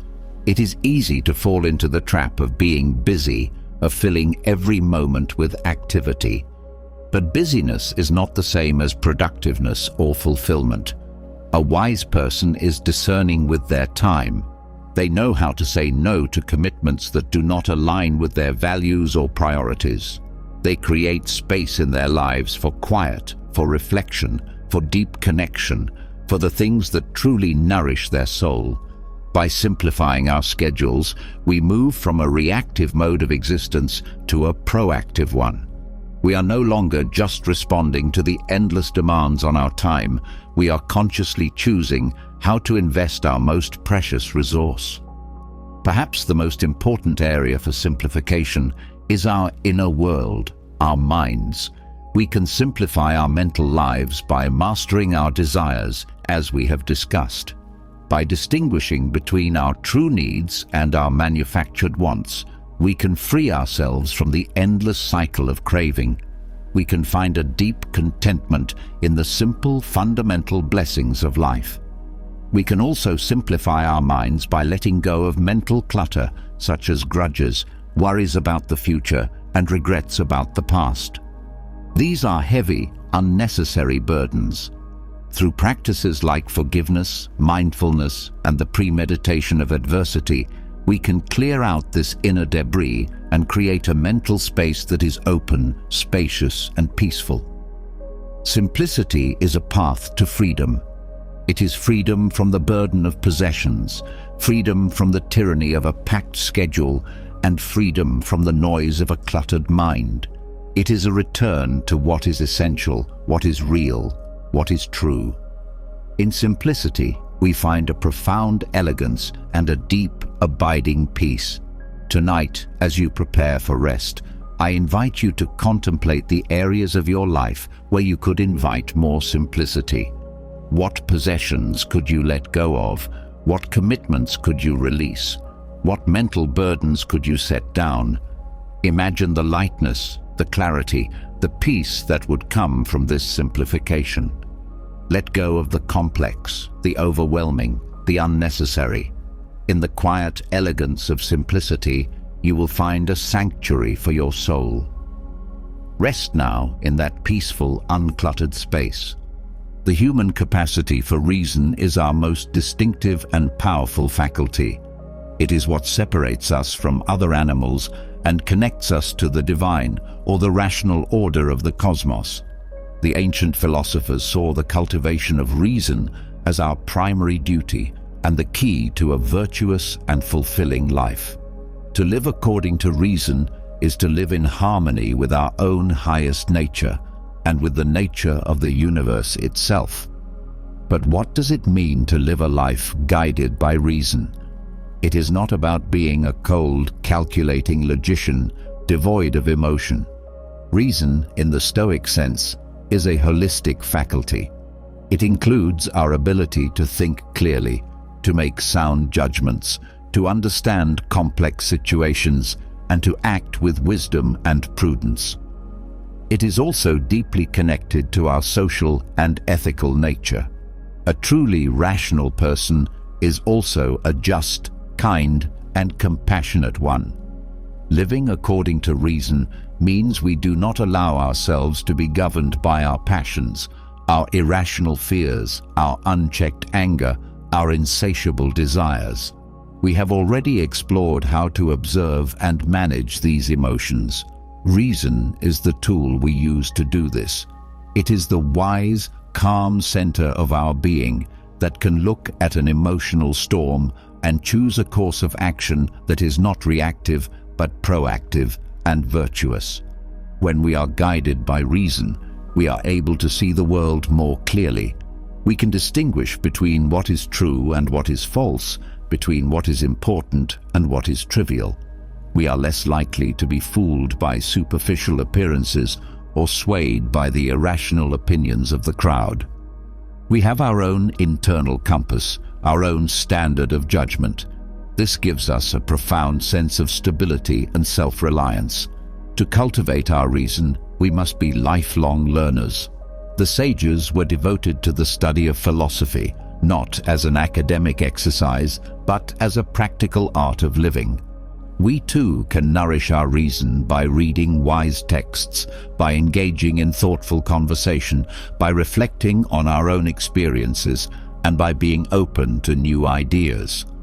We must constantly question our own beliefs and be willing to change our minds in the light of new evidence. A rational mind is a flexible and growing mind. Living according to reason also means accepting the logical order of the universe. It is the understanding that everything happens for a reason, as part of a vast web of cause and effect. This is the foundation for the practice of Amor fati, the love of our fate. When we understand that even the things that seem tragic or unjust are part of a larger rational order that we may not fully comprehend, it is easier to accept them with equanimity. We can trust that there is a wisdom in the unfolding of life, even when it is painful. This trust in the rationality of the cosmos is a source of immense peace. We are no longer at war with reality. We are participants in a grand, coherent, and meaningful whole. We are playing our part in the symphony of existence. Tonight, as you rest, connect with the faculty of reason that lies within you. It is a powerful, clear, and steady light. It is your guide, your protector, and your greatest strength. Feel a sense of gratitude for this incredible gift and make a commitment to cultivate it, to trust it, and to let it guide your life. When you are guided by reason, you are never truly lost. You have a compass that will always point you toward what is true, what is good, and what is beautiful. Rest now in the calm, clear, luminous peace of your own rational mind. In the pursuit of a Stoic life, the concept of service to others is not an afterthought or a secondary concern. It is an essential expression of our very nature. The ancient philosophers taught that we are inherently social creatures, born to live and work together in a community. Our individual good is inextricably tied to the common good. To live a virtuous life, therefore, is to live a life of service. The idea that what is not good for the beehive is not good for the bee is a powerful reminder of this interconnectedness. When we act in ways that harm our community, we ultimately harm ourselves. And when we contribute to the well-being of others, we enrich our own lives in the process. Service, in the Stoic sense, is not about a grudging sense of obligation or a desire for recognition. It is the natural outflow of a virtuous character. When you have cultivated the virtues of justice, kindness, and compassion within yourself, serving others is not a chore, it is a joy. It is the active expression of your best self. Service can take many forms. It does not require grand, heroic gestures. It is found in the small, everyday acts of kindness and contribution. It is in the way we fulfill our duties, as we have discussed. A parent serving their child, a teacher serving their students, a doctor serving their patients. These are all acts of service. Whatever our work is, we can approach it with a spirit of service, with the intention of making a positive contribution to the world. We can also find opportunities for service outside of our formal roles. We can volunteer in our communities. We can offer a listening ear to a friend in need. We can perform a random act of kindness for a stranger. We can be mindful of our impact on the environment. Every action that is motivated by a desire to help, to contribute, to alleviate suffering, is an act of service. Living a life of service is a powerful antidote to the self-absorption of the ego. When we are focused on the needs of others, we have less time and energy to brood over our own petty concerns. Our personal problems are put into a larger perspective. This can be a source of great emotional relief and mental clarity. Service connects us to our shared humanity. It breaks down the walls of separation and reminds us that we are all in this together. This sense of connection and belonging is a fundamental human need and a deep source of fulfillment. It is in giving that we receive. By serving others, we strengthen our own character. We practice compassion, we develop patience, we learn humility. We become better, wiser, and more resilient human beings. The joy that comes from making a positive difference in the life of another person is one of the most profound and enduring joys we can experience. It is a joy that nourishes the soul. So, how can we bring more of this spirit of service into our lives? We can start by being more present and attentive to the needs of those around us. We can look for small opportunities to be helpful, to offer a kind word, to share what we have. We can approach our work not just as a way to make a living, but as a way to make a contribution. We can ask ourselves each day, how can I be of service today?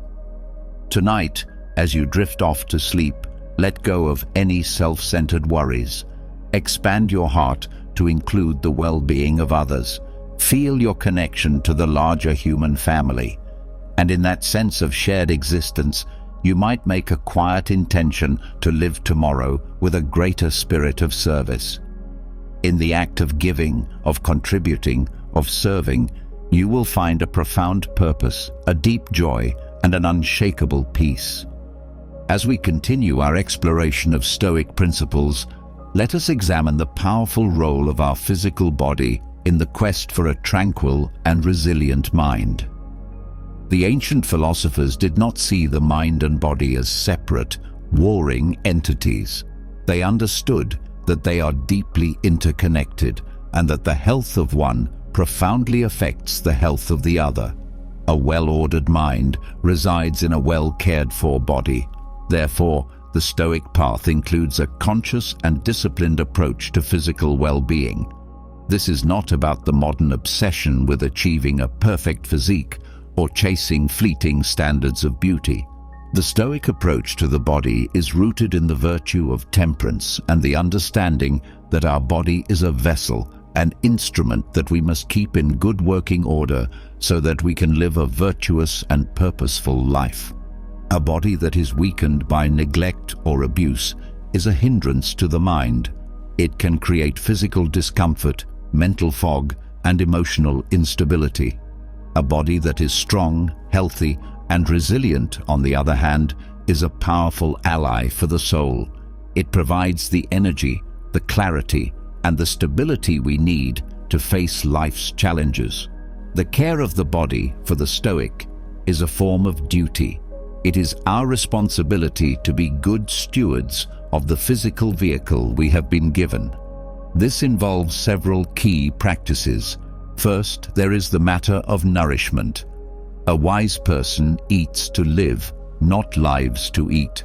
They choose food that is simple, natural, and nourishing, avoiding excess and indulgence.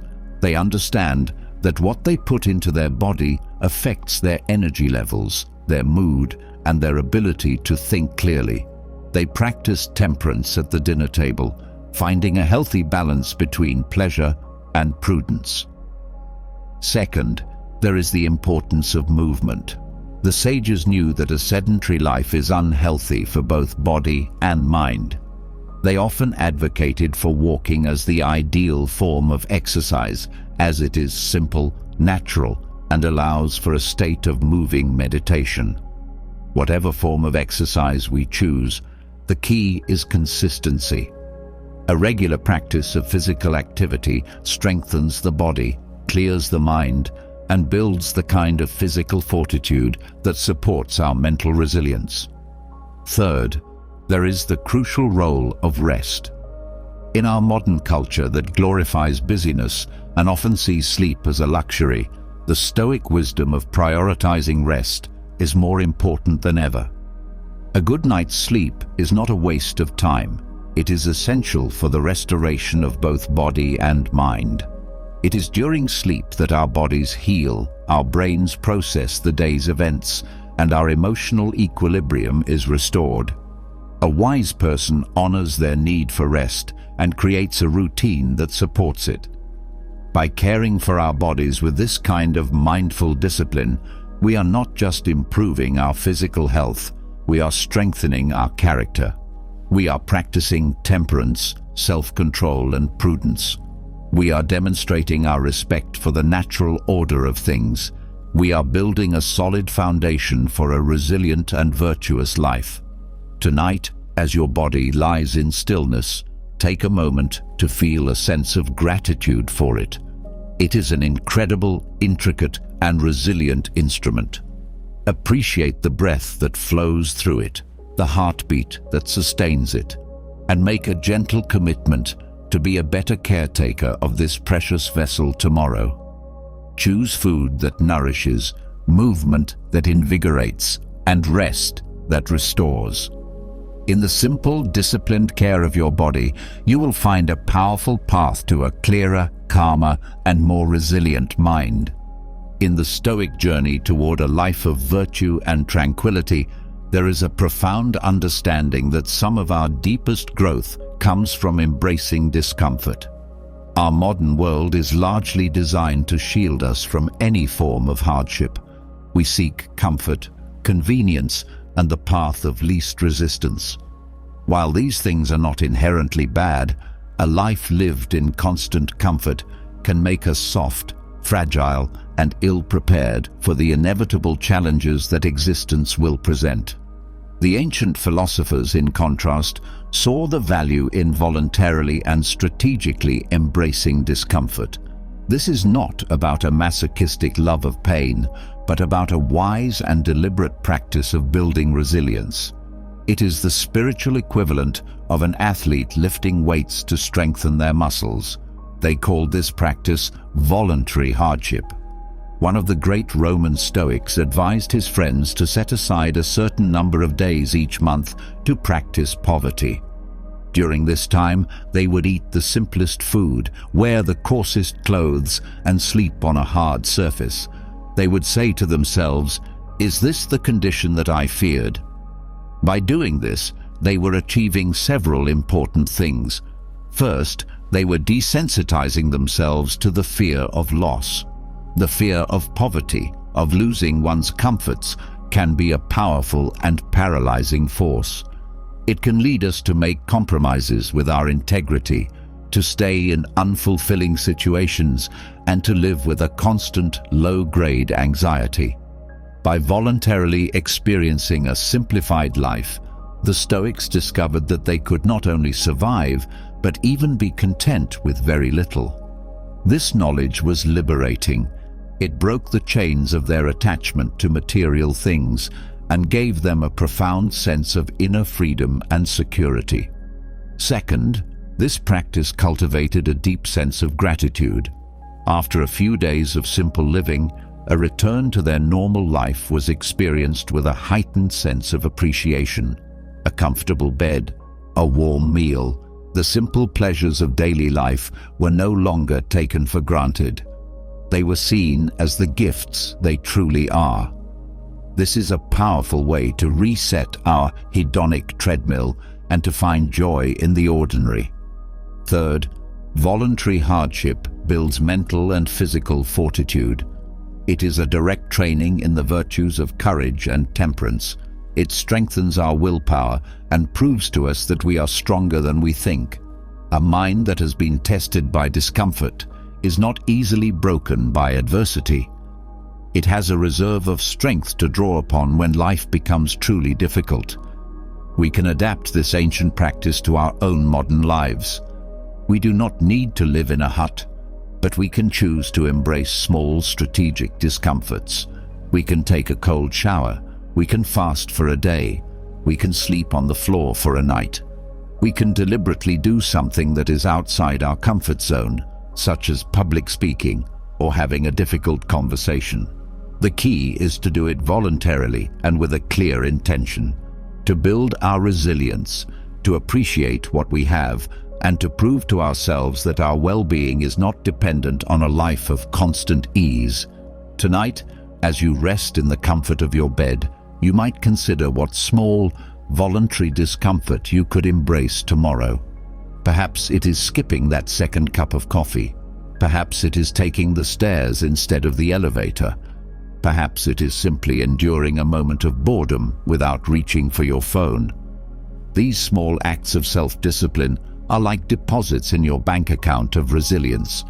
They may seem insignificant on their own, but over time they accumulate, building a profound inner wealth of strength, confidence, and freedom. Rest now, knowing that you have the capacity to be strong, to be resilient, and to be at peace in any and all circumstances.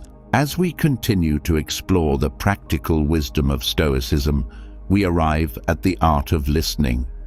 In a world that is saturated with noise, where everyone is vying to speak, to share their opinion, to be heard, the act of truly listening has become a rare and precious skill.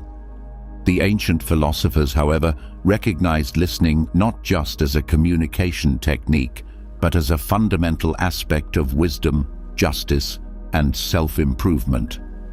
One of the great teachers of the past, is famously quoted as having said, "We have 2 ears and 1 mouth, so that we can listen twice as much as we speak."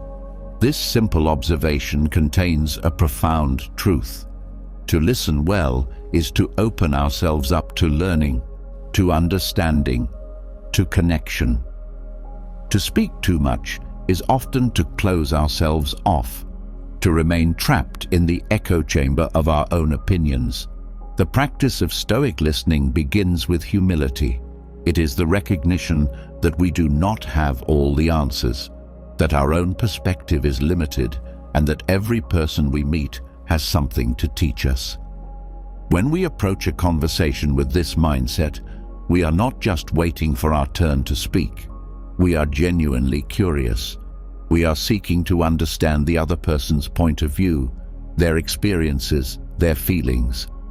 This kind of deep, empathetic listening is a powerful act of justice and respect. It is a way of honoring the inherent dignity of the other person. When we give someone our full, undivided attention, we are giving them a profound gift.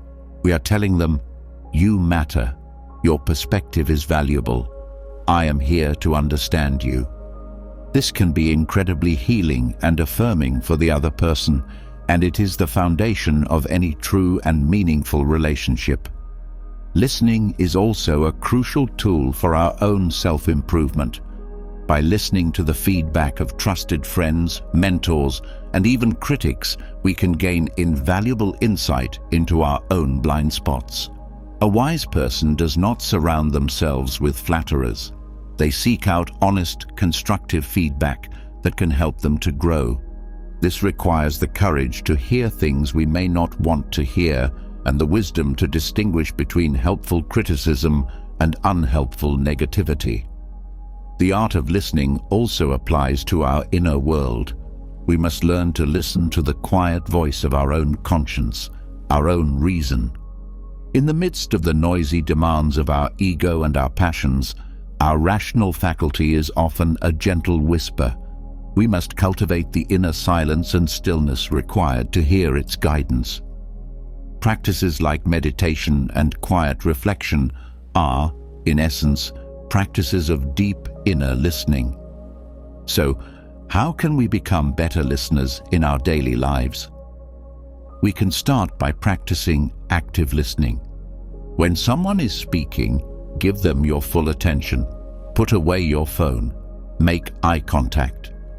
Try to understand not just their words, but the feelings behind their words.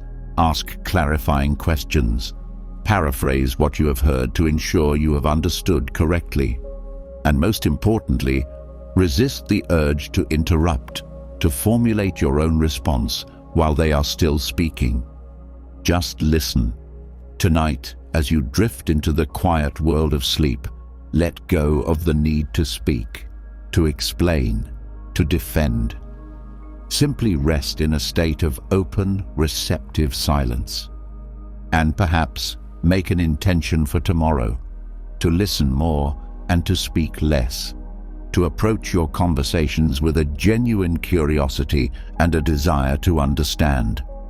In the quiet, humble, and profound art of listening, you will find a path to greater wisdom, deeper connections, and a more peaceful and harmonious life.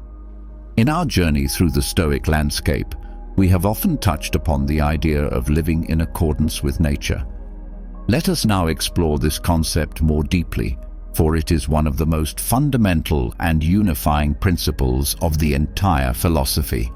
To the modern ear, living in accordance with nature might conjure images of retreating to the wilderness or abandoning the conveniences of modern life. But for the Stoics, it meant something far more profound. It meant living in harmony with the two aspects of nature, the nature of the cosmos and our own human nature. First, let us consider the nature of the cosmos. The Stoics saw the universe not as a random, chaotic collection of events, but as a single, unified, and rationally ordered system. They called this universal reason the Logos. They believed that everything that happens, from the rising of the sun to the falling of a leaf, is part of this vast, intricate, and ultimately benevolent cosmic plan. To live in accordance with cosmic nature, therefore, is to accept this rational order. It is to embrace our fate, as we have discussed in the practice of Amor fati. It is to understand that we are a small part of a much larger whole, and that even the events that seem tragic or difficult from our limited perspective have a place and a purpose in the grand design. This is not a blind faith, but a reasoned trust in the coherence of the universe. It is a source of immense peace, as it frees us from the futile struggle against what is. We learn to flow with the river of life, rather than trying to swim against its current. The second aspect is our own human nature. What distinguishes us as human beings is our capacity for reason. Therefore, to live in accordance with our own nature is to live a life guided by reason. It is to use our unique human faculty to cultivate the virtues of wisdom, courage, justice, and temperance. It is to master our irrational passions and to live in a way that is coherent, purposeful, and ethical. These two aspects of nature are not separate. They are two sides of the same coin. Our own human reason is a spark of the universal logos. By living rationally, we are not only fulfilling our own highest potential, we are also aligning ourselves with the rational order of the cosmos. We are, in effect, becoming a harmonious note in the grand symphony of existence. This principle of living in accordance with nature has profound practical implications. It gives us a clear standard for how to live. When we are faced with a choice, we can ask ourselves, what is the rational, the virtuous, the natural thing to do? It guides us to be social and cooperative, as our nature is to live in a community. It guides us to be resilient, as nature itself is a constant process of change and adaptation. It guides us to be simple in our needs, as nature provides for our basic needs in abundance. Living in accordance with nature is the ultimate goal of the Stoic path. It is the definition of the good life. It is a life of Udaimonia, a state of flourishing, of well-being, of deep and abiding joy. This is not a life free of challenges, but it is a life free of inner turmoil. It is a life of serene harmony, both within ourselves and with the world around us. Tonight, as you rest, feel your own connection to the natural world. Feel the steady, rhythmic breath in your body, a reflection of the larger rhythms of the cosmos. Feel the quiet, rational presence of your own mind, a spark of the universal intelligence. Let go of any resistance you may be holding to the natural flow of your life. Trust in the wisdom of the process. You are a part of nature, and in aligning yourself with its deep, rational, and benevolent order, you will find your truest home, your most profound peace. Let us now consider the Stoic perspective on the passage of time and the importance of living in the present moment. The human mind is a time-traveling machine. It can journey back into the past, replaying memories, reliving triumphs, and ruminating on regrets. And it can hurtle forward into the future, creating elaborate plans, indulging in hopeful fantasies, and generating anxious worries. While this ability can be useful, it can also be a source of immense suffering. When we are lost in the past or the future, we miss the only thing that is ever truly real, the present moment. The ancient philosophers understood this with great clarity. One of the great Roman sages wrote extensively on the shortness of life, not to induce despair, but to awaken us to the preciousness of the now. He argued that it is not that we have a short time to live, but that we waste a great deal of it. We are always preparing to live, but never actually living. We postpone our happiness, thinking that we will be content when some future condition is met.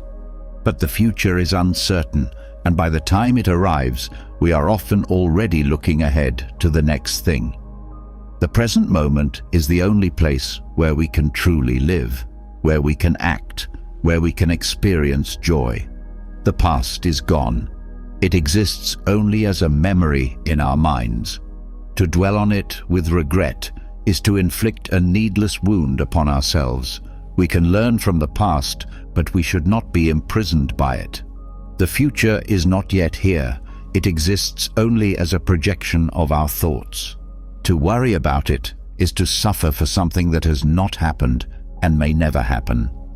The Stoic practice is to bring our full attention to the present moment. This is the essence of mindfulness. It is to be fully engaged with what we are doing right here, right now. When you are eating, just eat. Savor the flavors, the textures, the nourishment. When you are walking, just walk. Feel the sensation of your feet on the ground, the air on your skin, the sights and sounds around you. When you are with a loved one, be truly with them. Listen with your full attention. Be present with your heart. By anchoring ourselves in the present, we free ourselves from the burdens of the past and the anxieties of the future. We discover that in the simplicity of the now, there is a profound peace and a deep richness.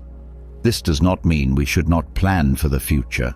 A wise person is prudent and makes rational plans, but they do so without anxiety. They do their part in the present. They make the plan, they take the necessary steps, and then they let go of their attachment to the outcome. They know that the future is not in their control, but their present action is.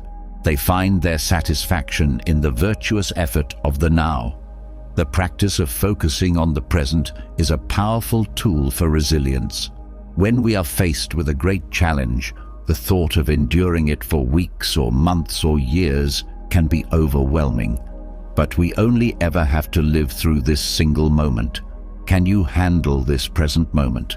The answer is almost always yes. By breaking down a great challenge into a series of present moments, it becomes manageable. We find the strength to endure, one breath at a time.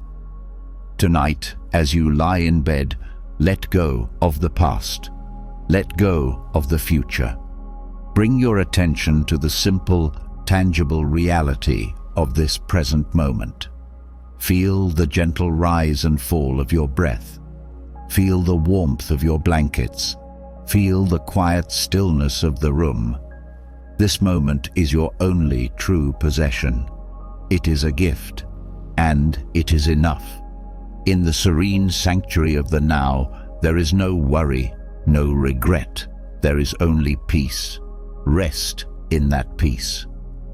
Throughout our journey into Stoic wisdom, we have seen how this ancient philosophy provides a comprehensive guide to living a life of virtue, resilience, and peace.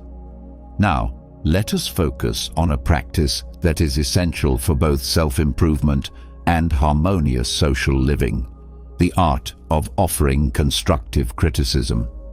In our relationships, whether with friends, family, or colleagues, there will be times when we see a fault in another person, a behavior that is harmful to them or to others. Our natural impulse might be to either stay silent for fear of causing conflict, or to lash out with harsh, judgmental criticism. Neither of these approaches is virtuous or effective. The Stoic path is a middle way, to offer feedback with a combination of honesty, justice, and compassion. The goal of constructive criticism from a Stoic perspective is not to prove that we are right, to assert our superiority, or to punish the other person. The sole purpose is to be helpful, to assist the other person on their own path of growth and self-improvement. It is an act of true friendship and a fulfillment of our social duty. Before offering any criticism, we must first examine our own motives. Are we acting from a place of genuine care and a desire to help, or are we motivated by ego, by a desire to feel superior, or by our own frustration? A wise person ensures their intention is pure before they speak. If the intention is not to help, it is better to remain silent. The delivery of the criticism is just as important as the content. It should be done with kindness and respect. We should choose a private and appropriate time, not confronting the person in a moment of anger or in front of others. Our tone should be gentle and supportive, not accusatory or condescending. We are not a judge handing down a sentence. We are a friend offering a helping hand. It is also crucial to be specific and to focus on the behavior, not the person. Instead of saying, "You are lazy," which is a personal attack, we could say, "I have noticed that you have been struggling to meet your deadlines recently. I am concerned about you. Is there any way I can help?" This approach is less likely to make the other person defensive and more likely to open a space for a productive conversation. We must also be prepared for the other person's reaction. They may not be receptive to our feedback. They may become angry or defensive. We must remember the dichotomy of control. Their reaction is not within our control. Our duty is to offer the feedback with virtue and skill.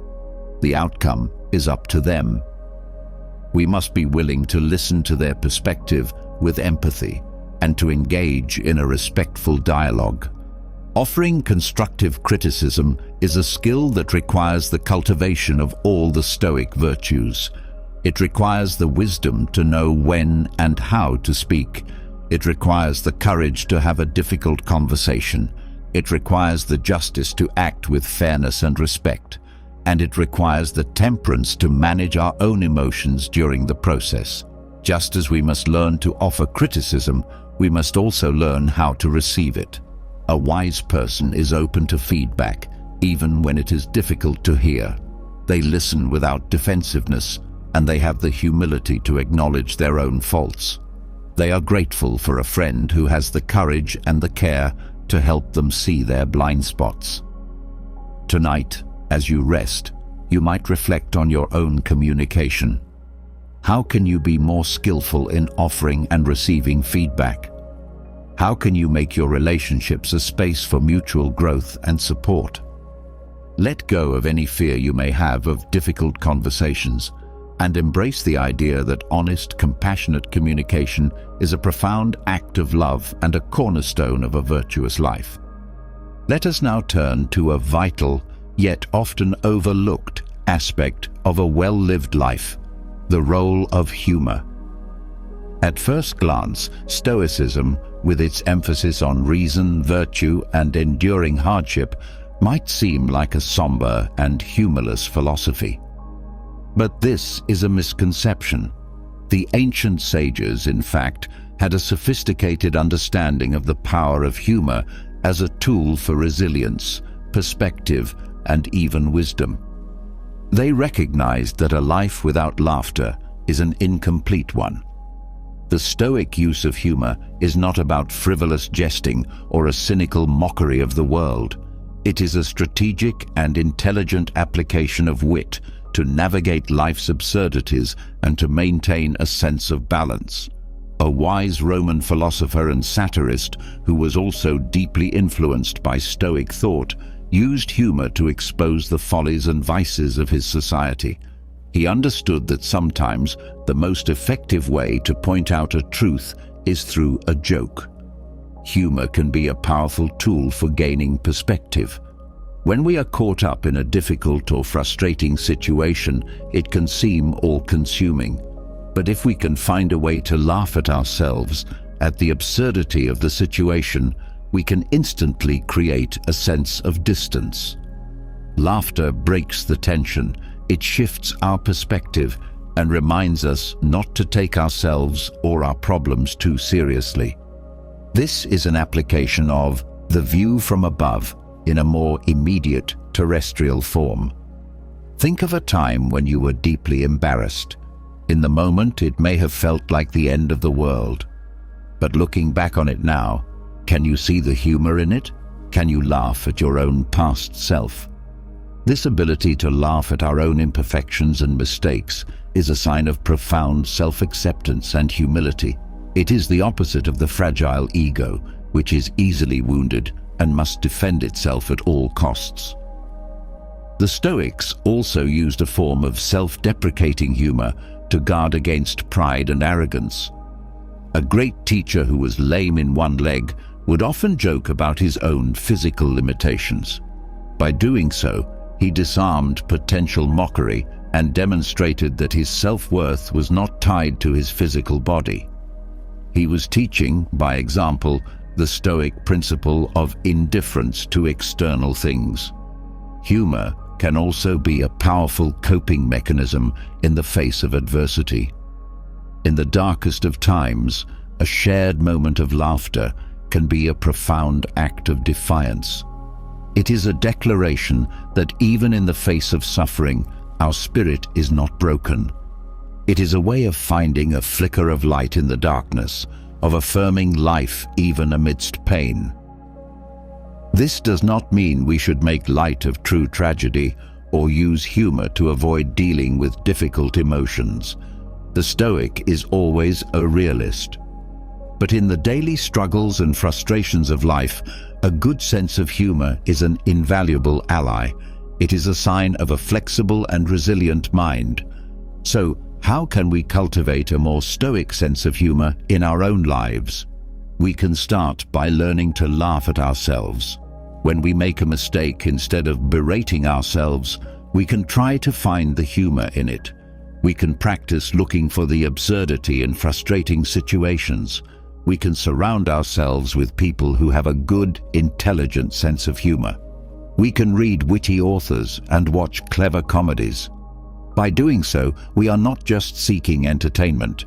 We are training our minds to be more flexible, more resilient, and more joyful.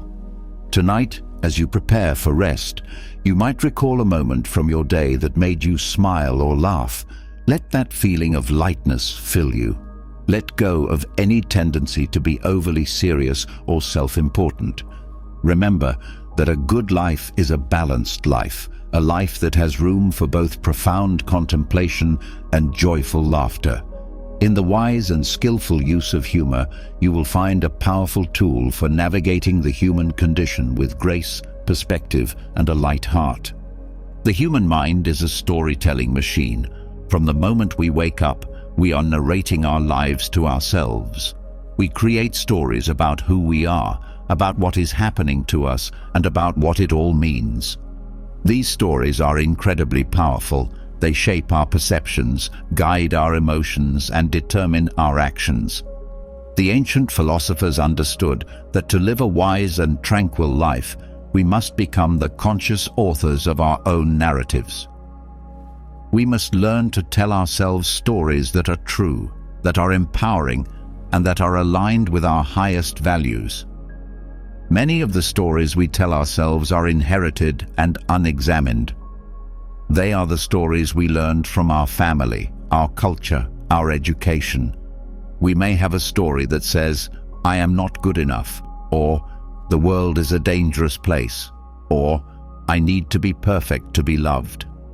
These stories, when believed without question, can become self-fulfilling prophecies. They limit our potential and create a great deal of unnecessary suffering. The Stoic practice of examining our judgments is, in essence, a practice of examining our stories. It is the art of becoming a critical reader of our own mind. When a distressing story arises, we can pause and ask ourselves, is this story really true? What is the evidence for it? And what is the evidence against it? Is there another, more empowering, more virtuous way to see this situation? For example, if you face a setback and the story that arises is, "I am a failure," you can challenge that narrative. You can choose to tell a different story. "I have encountered an obstacle. This is an opportunity to learn, to grow, and to practice resilience. This does not define my worth." By consciously choosing your narrative, you are taking control of your inner world. You are no longer a passive victim of your own habitual thought patterns. You are the author of your own experience. The stories we tell ourselves about the past are particularly important. It is easy to get stuck in a narrative of regret, of resentment, of what might have been. The Stoic practice of Amor fati is a powerful tool for rewriting our past. It is the choice to tell a story where everything that happened, even the painful parts, was necessary and valuable, a crucial chapter in the larger story of our growth and becoming. When we can look back on our lives with acceptance and even gratitude, we free ourselves from the heavy burden of the past.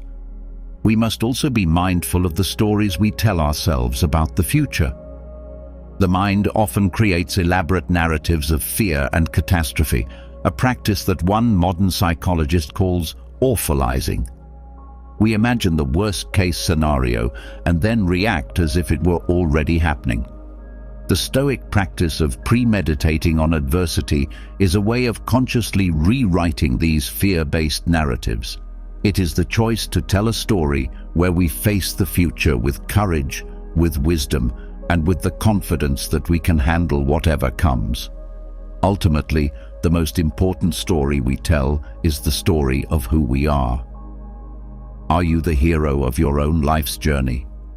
A hero is not someone who is perfect or who never faces challenges. A hero is someone who faces their challenges with courage, who strives to live with integrity, and who is dedicated to a purpose larger than themselves. You can choose to see yourself in this light. You can choose to tell a story of your life that is noble, that is meaningful, and that is inspiring. Tonight, as you drift off to sleep, become aware of the stories that have been playing in your mind today, and then gently let them go. In the quiet stillness, know that you have the power to write a new story tomorrow, a story of wisdom, a story of resilience, a story of joy. You are the author. The pen is in your hand. Write a beautiful story. As we approach the end of our deep dive into the Stoic art of living, let us consider the ultimate goal of this ancient practice, a state the philosophers called Udaimonia. This Greek word is often translated as happiness, but its meaning is far richer and more profound than our modern conception of that term. Eudaimonia is not a fleeting emotion or a life of an endless pleasure. It is a state of human flourishing, of living at our best, of being in harmony with our deepest nature. It is the ultimate good, the final destination of the Stoic path. Eudaimonia is a life of virtue.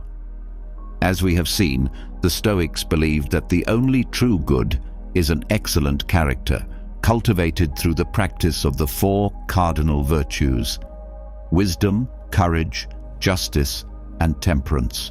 A flourishing life is one where these virtues are not just abstract ideals, but are expressed in our every action, our every thought, our every word. It is a life of profound integrity, where there is no gap between who we are and what we do. Eudaimonia is a life of tranquility. This is not the tranquility of a life free from problems, but the inner peace that comes from a well-ordered mind.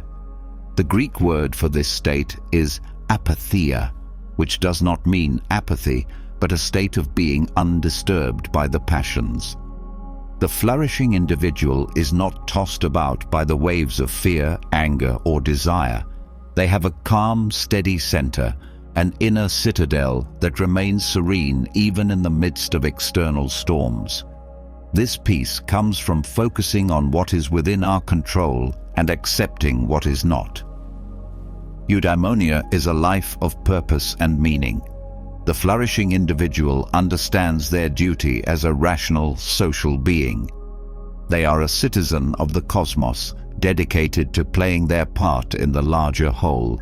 They find their fulfillment not in selfish pursuits, but in a life of service, of contributing to the common good. Their life has a noble purpose that transcends their own personal comfort or pleasure. Eudaimonia is a life of joy. This is not the fleeting, superficial pleasure that comes from external things. It is a deep, abiding joy that is the natural byproduct of a virtuous and tranquil life. It is the quiet satisfaction of a clear conscience, the fulfillment of personal growth, the warmth of deep and meaningful relationships. This joy is not dependent on circumstances. It is a steady, luminous light that shines from within. This state of eudaimonia is not a mythical, unattainable ideal. The ancient philosophers believed that it is the natural state of a human being who is living in accordance with their true nature. It is our birthright. The path to it is not easy. It requires a lifelong commitment to self-examination, to discipline, to the practice of the philosophical arts. But it is a path that is open to every one of us. It does not depend on our wealth, our status, or our good fortune. It depends only on the quality of our own will, our own choices. This is the ultimate empowering message of Stoicism. Your happiness, your fulfillment, your flourishing is entirely in your own hands. You are the architect of your own soul. You have the power to build a life of profound beauty, meaning, and peace. Tonight, as you rest, let this vision of eudaimonia be your inspiration. Let it be the North Star that guides your journey. Do not be discouraged by how far you may have to go. The path is walked one step at a time. Every small choice for virtue, for reason, for tranquility is a step in the right direction. Every day is an opportunity to build a more beautiful inner world. Rest now in the powerful and hopeful vision of your own human flourishing. Your potential is immense. Your true nature is peace. Eudaimonia is your destiny. As we conclude our journey through the timeless wisdom of Stoicism, let us take a moment to gather the threads of what we have learned. We have explored a philosophy that is not a dry academic discipline, but a practical, life-altering art. It is a guide to navigating the human condition with resilience, integrity, and a profound and unshakable peace. We began with the foundational principle, the dichotomy of control, learning to distinguish between what is ours to command and what is not. In this single distinction, we found the key to liberating ourselves from a world of unnecessary anxiety and frustration. We learned to focus our energy on our inner world, our judgments, our choices, our character, the only realm where we have true power.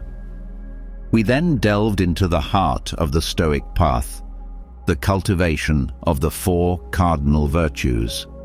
We saw how wisdom guides our reason, how courage fortifies our spirit, how justice shapes our interactions with others, and how temperance masters our inner impulses.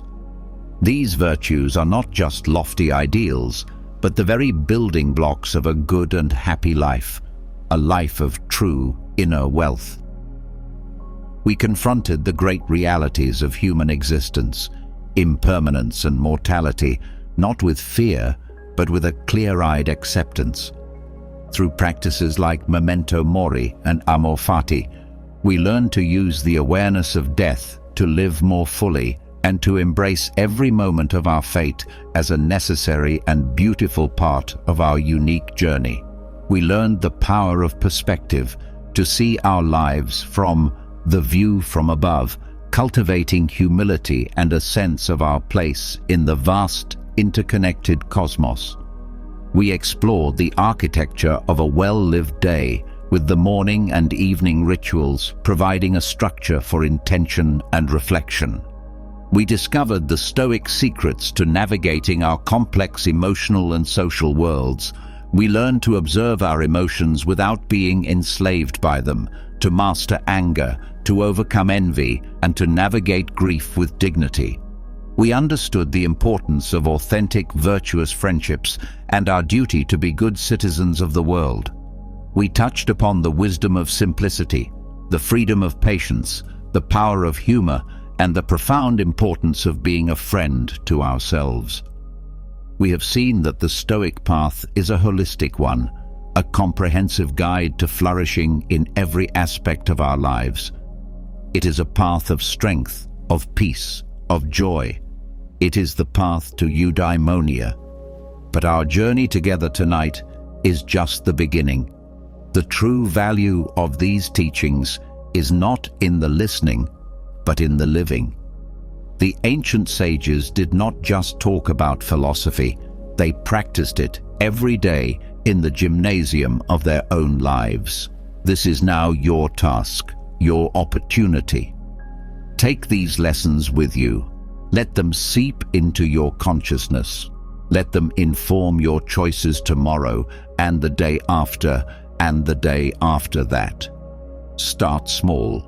Choose one principle that resonates with you and make it your focus. Be patient with yourself. The cultivation of character is the work of a lifetime. The path of the Stoic is not for the faint of heart. It requires discipline, courage, and a relentless commitment to the truth. But it is a path that leads to the greatest treasure a human being can possess, a free and tranquil mind, a soul at peace with itself and with the world, a life of profound and enduring meaning.